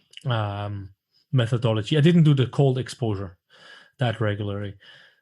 What could be like if you're home and you say, okay, it's still locked down. I mean, around the planet, the lockdowns are still going on, and other places you can go out. And you say, okay, now I listen to this. I want to do some Wim Hof. I send you, as you said, the 10-week fundamental app, definitely. But let's say they want to listen to you because they like your voice. They like the raw, organic sounds you create, which are just awesome. I mean, it's still my favorite from anything I've heard on Wim Hof breathwork. That's the video why I reached out to you. It's a 3-round video. Should someone like me say, okay, I do it every day in the morning or evenings, and then after that I take a cold shower, or what would you tell someone before we can go out really in the world again?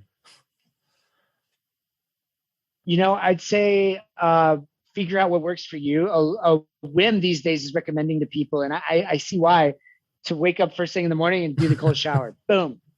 Like before doing anything else. Wakes up your nervous system, gets everything moving, really gives you that energy for the day. And I think that's a beautiful system. But simultaneously, I think a lot of people will actually do better to wake up and do 3 rounds of breath work and then do a cold shower. You might just do the breath work and you never do the cold training. You're still going to get a benefit. You're not going to, there's a certain synergy and a magic and an acceleration that is available by the combination of the breath, the mental practice, and the cold all together. But you're going to get a benefit. It's much better to do the breath work than nothing at all. Much better to just do the cold showers than nothing at all. Much better to just do cold showers than to simply wait for the one time that you might do an ice bath. It's like whatever level to which you integrate practice like into your day is going to pay benefit, and that benefit's going to pay dividends with consistency. Okay, and then just the last thing. Do you take, now you said cold shower the first thing in the morning is what Wim says, and I've heard that from the sleep doctor. He said the same, but he looks at the type of person you are genetically, and what is it, 50% of the people are bears, and he said those people need the cold shower. It wakes them up. Otherwise, it takes some time before we get into working temperature, so to speak. Yep. But generally, should you do the breath work before you take a cold exposure, or is that just the ritual because you go on retreats or ceremonies, or is it working? You do the breath work whenever you have time during the day, and then you go to have a cold exposure, let's say a few hours later? I don't think there's a right answer to this question. I think the entire reason that you're practicing the method is to increase the level of self-awareness you have of what your body is doing and how it's responding. And I think that ultimately it probably benefits you to actually try different configurations. Do I want to do breath work before and cold after? Do I want to do cold before, breakfast after? Do I want to do them immediately together with a space in between? What matters and what doesn't relative to how I do this practice is all going to be part of the information exploration that's going to teach you about yourself. So the best answer is to explore, to experiment, and try different things. I highly recommend keeping a journal of what you're exploring so you can start to see patterns emerge from, from a map of the past. Uh, there, you cannot speak to that enough, because you'll learn over time. If you're just doing it over time, your body will learn. You'll start to know what works better for you, and you'll start to gravitate towards it.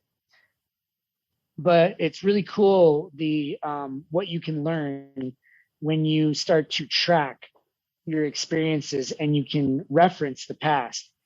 And that goes for everything, not just doing the Wim Hof method, but diet and uh, any sort of behaviors that you're experimenting with on a daily basis. And then paying attention to how you feel, how much energy you have, how effectively you move about the world. One thing, a metric that I think people should track more, and this starts to get a little bit more on the like important esoteric side, is like how easily do the things that you wish to happen in the world come to you on a daily basis, and start looking at the relationship to your ability to manifest and for things to come to you naturally without effort, and how that relates to your lifestyle choices on a day-to-day basis. And I think that is a very important thing to start tracking, and can make a huge difference in your ability to to have an effective strategy in the world. I never heard that combination so far. In the last 10 to 12 months, I've heard a lot of law of attraction, law of action, actually. I mean, you can wish as much as you want. If you do not do something, nothing will come to you anyway. Or, I mean, some people say you don't need to take action. But the combination of how your lifestyle influences the law of attraction, I've not heard so far. I mean, the emotional state, right? And the way you look at yourself. I've heard that correlation a lot of time, that you can only attract what you already are. So if you want to be a successful, I don't know, author, then you need to start acting like a successful author. Otherwise, it will not happen. What is your take on that? My take is, you have death by 1,000 cuts. It's life by 1,000 blessings. So it's like, the more that you really treat each moment that you're, each breath, each moment that you're alive, with the level of like importance that it deserves, like, and you really seize the day, you embrace life, you pay attention to your posture, keep your posture strong and confident. I mean, even just your physical posture being hunched and defeated versus open and confident. Rather than saying, oh yeah, someday I wish to publish a book, it's like, no, I'm working on a book, or rather than being, the book I'm working on, saying the forthcoming book that is about to be released. These are subtle ways that you change the narrative in your mind, which changes the narrative as it is integrated in your body. Like we were talking about, people store trauma. People also store confidence. People also store self-love and momentum in their bodies. So just the same way that you can store a trauma, you can store power, and you can store like positive experiences that you're then drawing upon in your day-to-day experience. And then when you're that person and you're going around in the world with confidence and with a sense of purpose and fulfillment, that's attractive. People want to be around success. And so first and foremost, like, you can change your posture and get significantly closer to it just with that. I mean, literally hunched shoulders, like protecting like that lack of confidence, simply physically changing your body's orientation, roll the shoulders back, lift, tuck the chin, but extend the neck, then relax into that and settle and feel the difference of just the posture change. So if you start to integrate things like that into your day to day, then you will incrementally become those things. You'll become the embodiment of whatever those represent. You'll start storing more power and confidence in the places where you used to store trauma and doubt and suspicion. To me, that to me describes the law of attraction in a more visceral, kind of fundamental and maybe simple way that resonates. Yeah, I can see. I was wearing a lot of trainings when I was home with the kids and had a really hard time to get going. I do not remember. I'm not really good in keeping journals on what I did during the day and how I felt afterwards. I know Tim Ferriss is all big about that. So since 2013, 14, I know keep track of everything. I'm like, I don't want to do that. But I have some kind of ideas. Of course, they can twist because you'll forget 10 years later, you don't remember, right? At the moment, you remembered what you did to feel good. But I was wearing all these trainings pants and I felt comfortable in it. And I can see people also say dress for the job, right? So, and I've heard that a lot after the first lockdown. A lot of advices for people working from home now, get up, get your shower if you did that before when you went to work, get dressed like you would get dressed to work. Don't stay on your pajamas and work because the energy will drop. You will not perform the same way. You will be a different person. So that makes a lot of sense from what you said here. Like, pull your shoulders back, chin up, and get that extra energy in your body. It's also these Superman postures, right? I do not remember when I heard that. If it was 2020 or 19, the research showed they took samples of the mouth, spit, and they looked at, apparently can measure the hormones of happiness or self-confidence. And then they made the people smile, or the people pull back the shoulders and show your chest, basically open up your heart chakra, and do that for, what was it, a minute, 2 minutes? Yeah, like a minute or 2 minutes only. Or they were sitting on a chair and putting up the legs, the feet on the table, like a boss does, right? You always see these pictures of the bosses with the big chairs and then the feet up on the table. And they could measure that the people were more self-confident and happier. So you're not smiling because you're happy. You're happy because you're smiling. It's one of the most used quotes in that perspective. Yep. And it's both, they're feeding each other.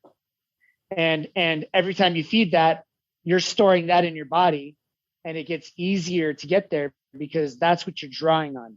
You're not rather than drawing on a bunch of unprocessed traumas, you're drawing on stored well springs of success and physiological well-being and things like that. So it's an upward cresting spiral that will build and you just start small.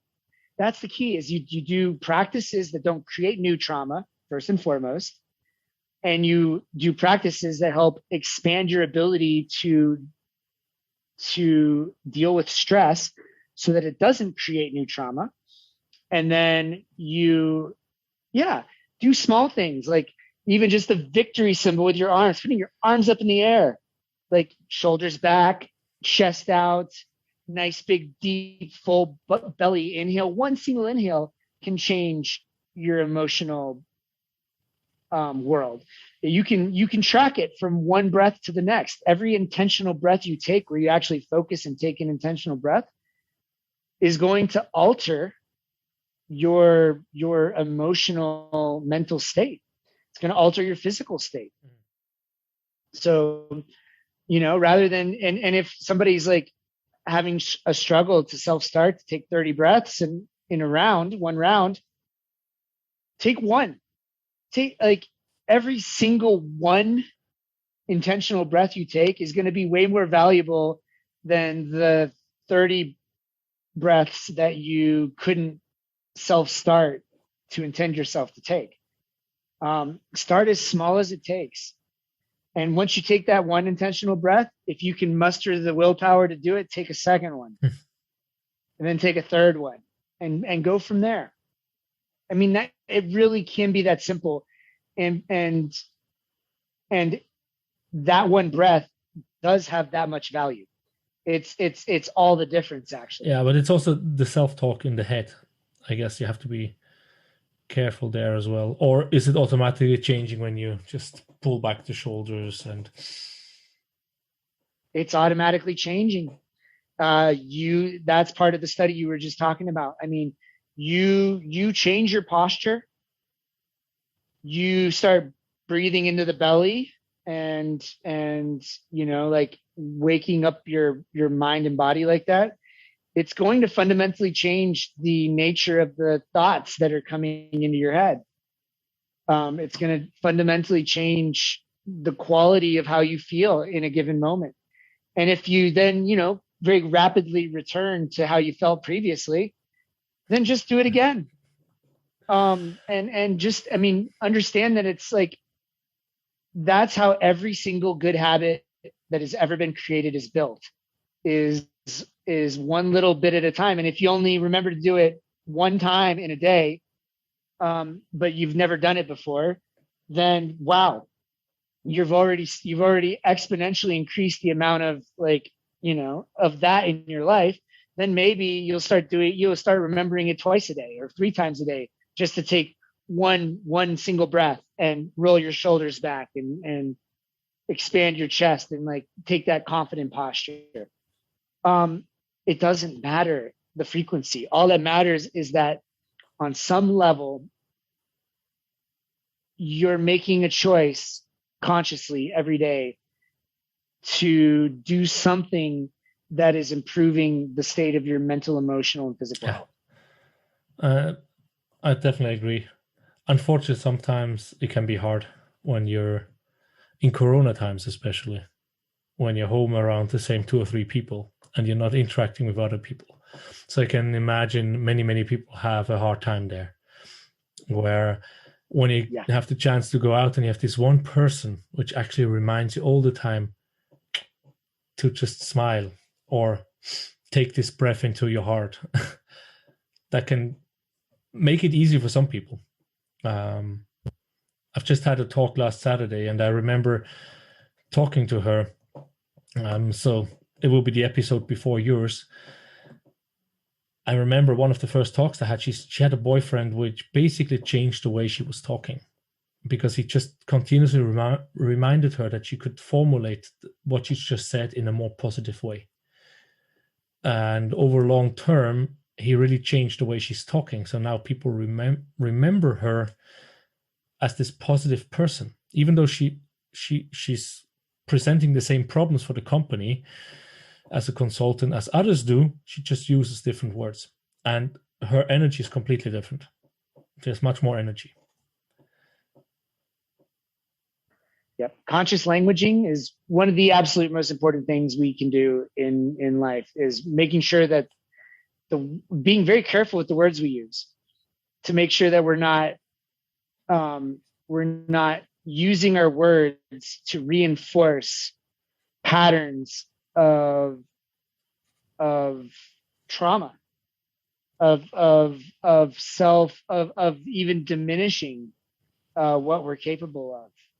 And there's whole courses on that. And I've, like words like I can't, or you should, or you shouldn't, and I hate, or things like that, I've essentially eliminated. They're not a part of my vocabulary. They have no place in my vocabulary, because whatever would come after those statements, either it's either me basically reinforcing, hindering myself, me reinforcing, hindering someone else, or telling them how they should be, um, or otherwise just creating a wall or a blockage from being able to maintain a more expansive and thereby generally optimistic view of my potential and capabilities and the potential and capabilities of the people around me, and therefore also the potential and capabilities of humanity moving forward on planet Earth. Wow. When did you learn to change your language?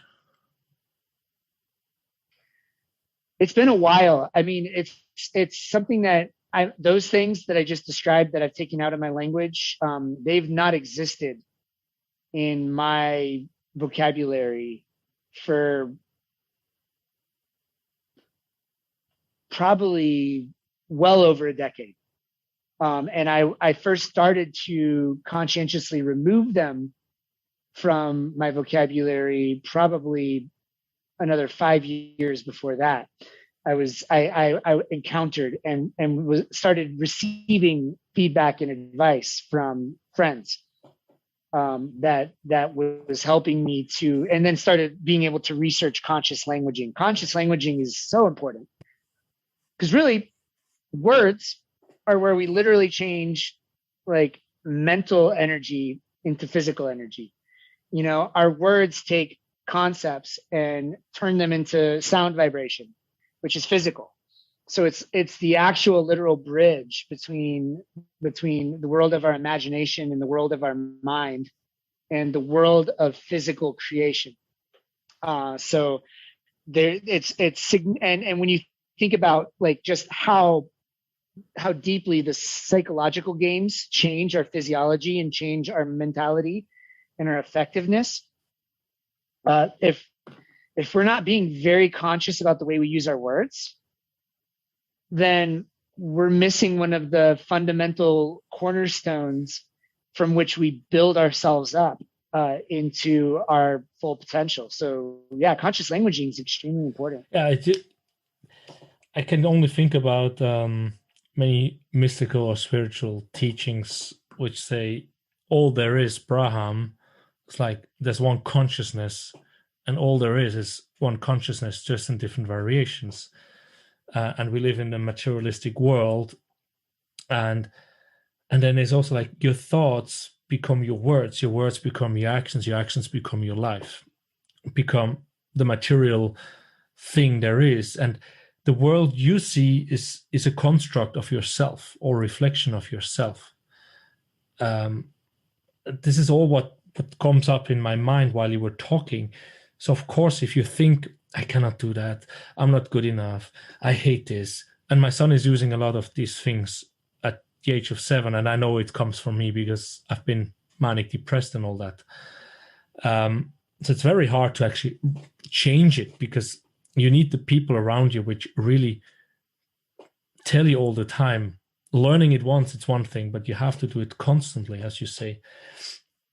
And just seeing, you know, I cannot, I hate it, blah, blah, blah. And then you speak that language, then I can see before I've been, in my case, before someone comes and I feel attacked and I feel I need to defend myself, I feel probably, you know, shoulders back, everything. And then I just feel like the shoulders go forward and down and I feel small and not so good. And you know, and that's not good when you're at work, right?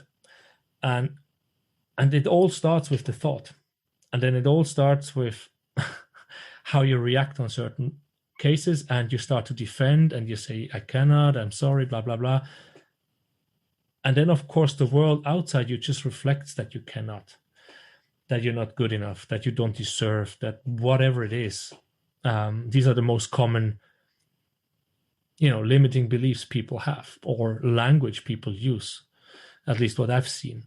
So, you know, having the conscious languaging, as you call it, or the non-violent language will change so much. And just on top of that, I've seen yesterday the movie, the new Walt Disney movie, The Last Dragon, or whatever it's called, where this whole dragon was split up in 5 pieces, and so in 5 different lands, the heart, the fang, the tail, and so on. They were fighting, and they were united again when they started to trust each other.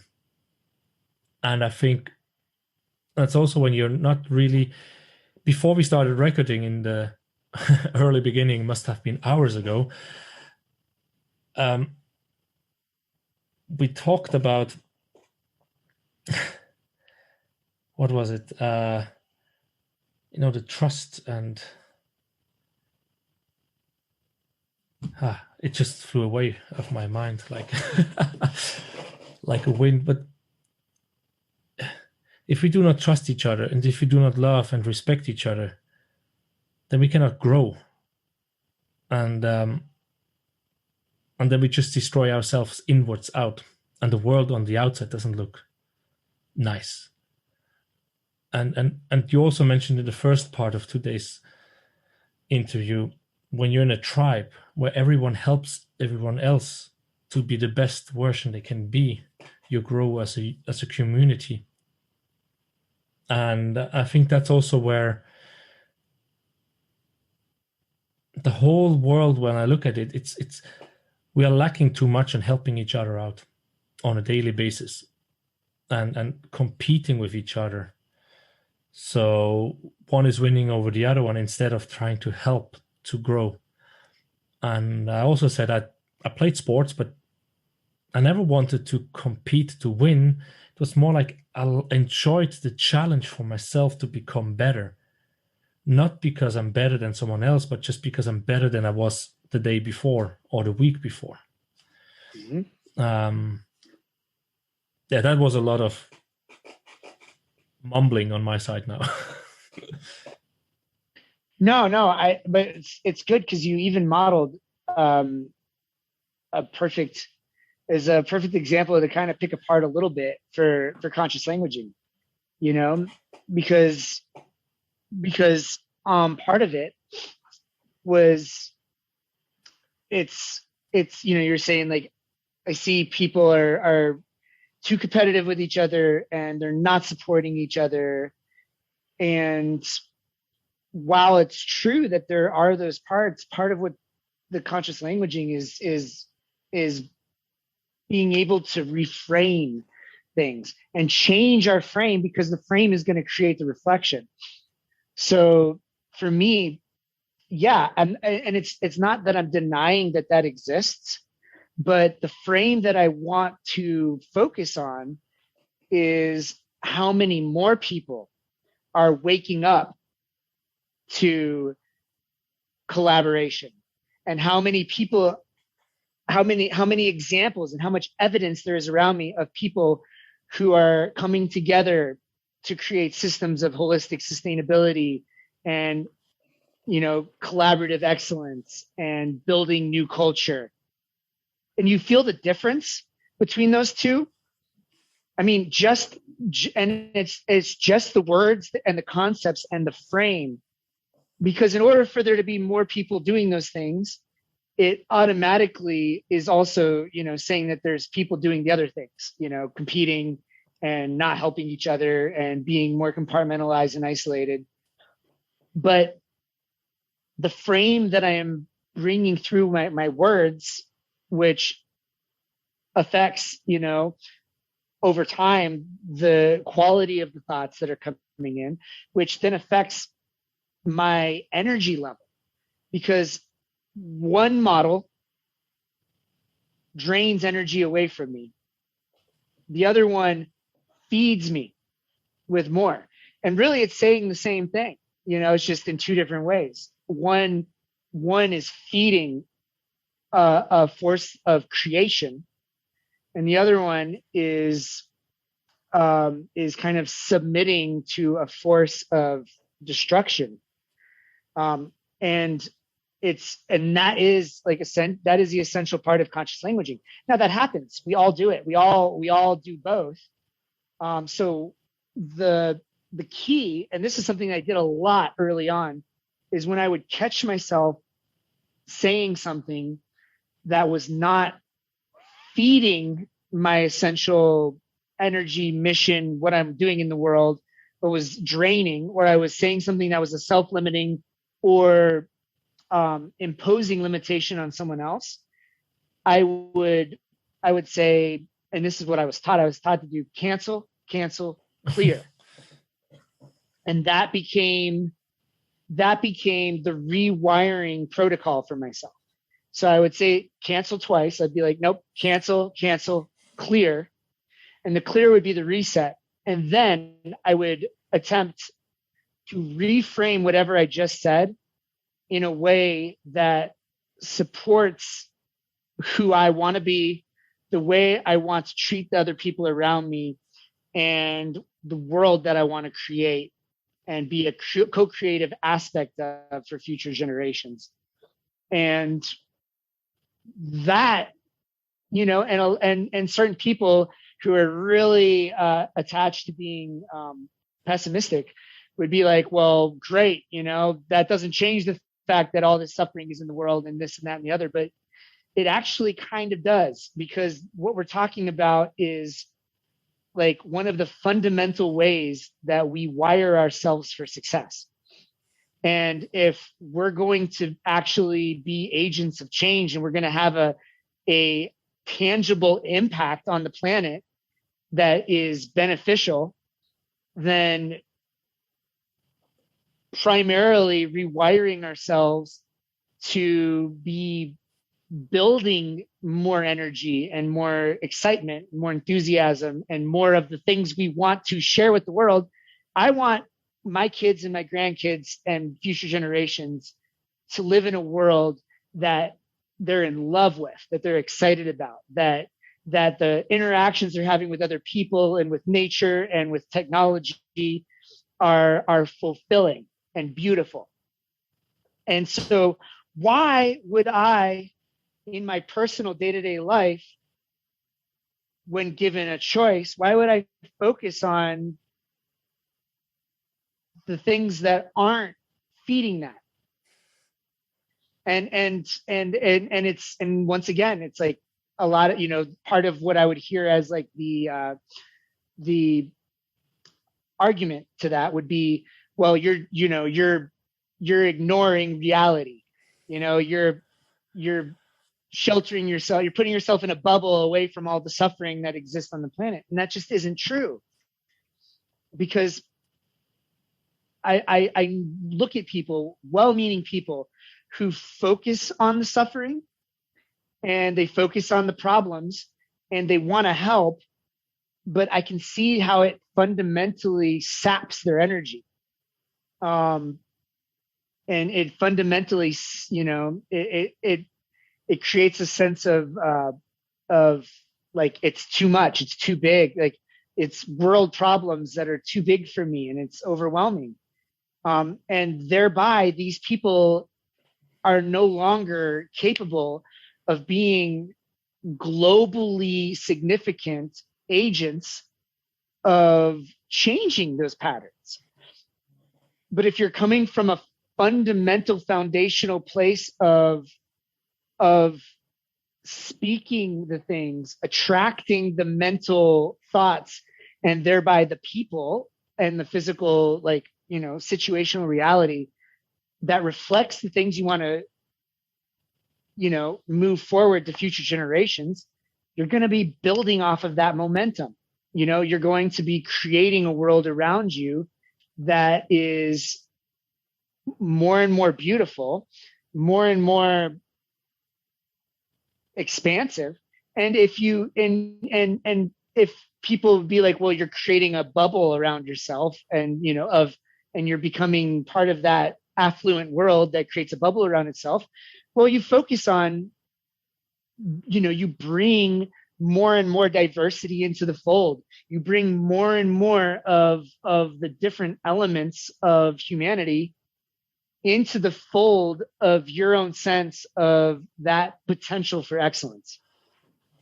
Wow, I just enjoyed it. It's like a hypnosis for me to listen to you. Probably also because it's 10 o'clock.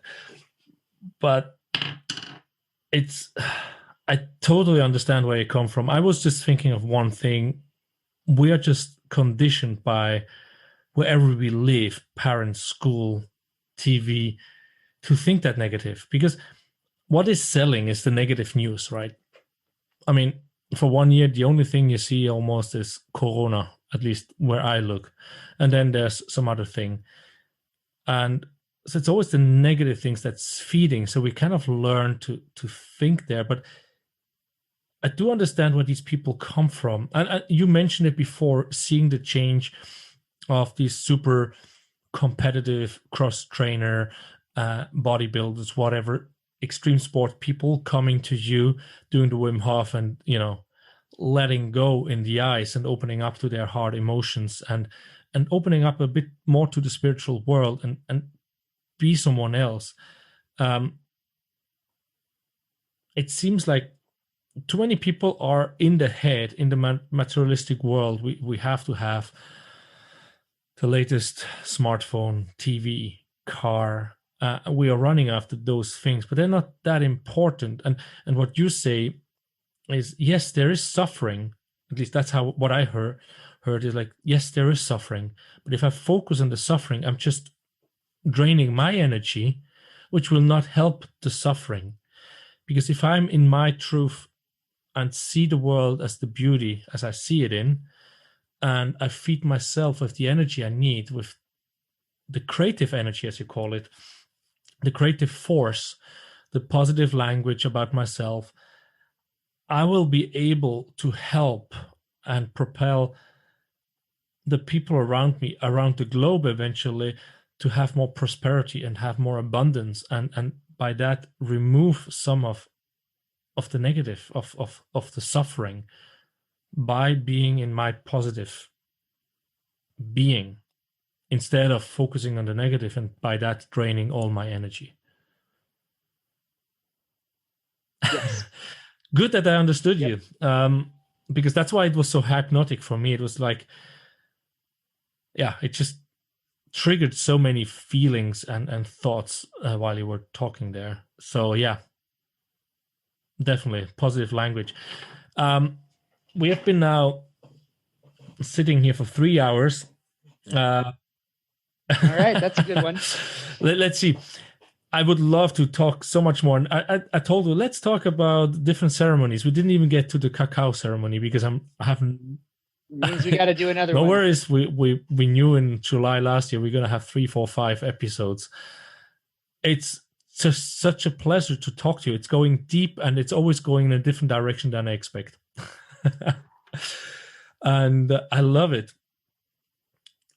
Yeah, and I got so much out of it. I mean, now I know more about the Wim Hof, and I've been playing around with the cold shower because of the sleeping doctor, because of longevity quest I did on Mind Valley, because of the Wim Hof.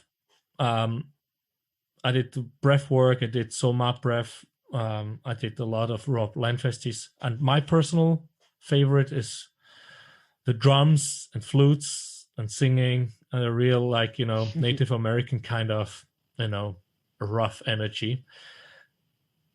I'll make more of those. I'll make more of the videos with that going on too. I love it. I mean, that's where my soul is going. And since we've talked last time, Rob, I started to listen to a lot of Viking music or Nordic music, and it's also a lot of deep drums and stuff like that. So, bouldering, it's funny, like being a multilinguistic person as I am, understanding German, English, Danish, French, and so on. So it's really interesting to have these things. And for all the people that listened, I hope you got something out of it. I did, at least, and I want to get more out of Rob, and hopefully not to have to wait another 8 months. No, we'll make it Yes, happen. and is there anything else? Any call to action? I mean, there's a lot of call to actions in here. The whole interview. The same for advices. Any book you think they should read, or any resource you think at the moment they should take besides the 10-week fundamental from Wim Hof? I would more say turn off the news. like the narrative there is a narrative put forth by emotionally, mentally, and spiritually adolescent humans. So unless you want to continue to function at that level of emotional, mental, spiritual adolescence, I wouldn't put a lot of credence into the particular drama hungry narrative that is going on there. I would turn it off. I would focus on how do I make the lives of the people directly in my field better? How do I connect more deeply with people who inspire me? How do I spend more time amongst people who inspire me? And what practices can I do on a daily basis that will support me in being the best that I could be for the people around me, and to support me in being good company for those people who I'm inspired by, that I want to spend more time around.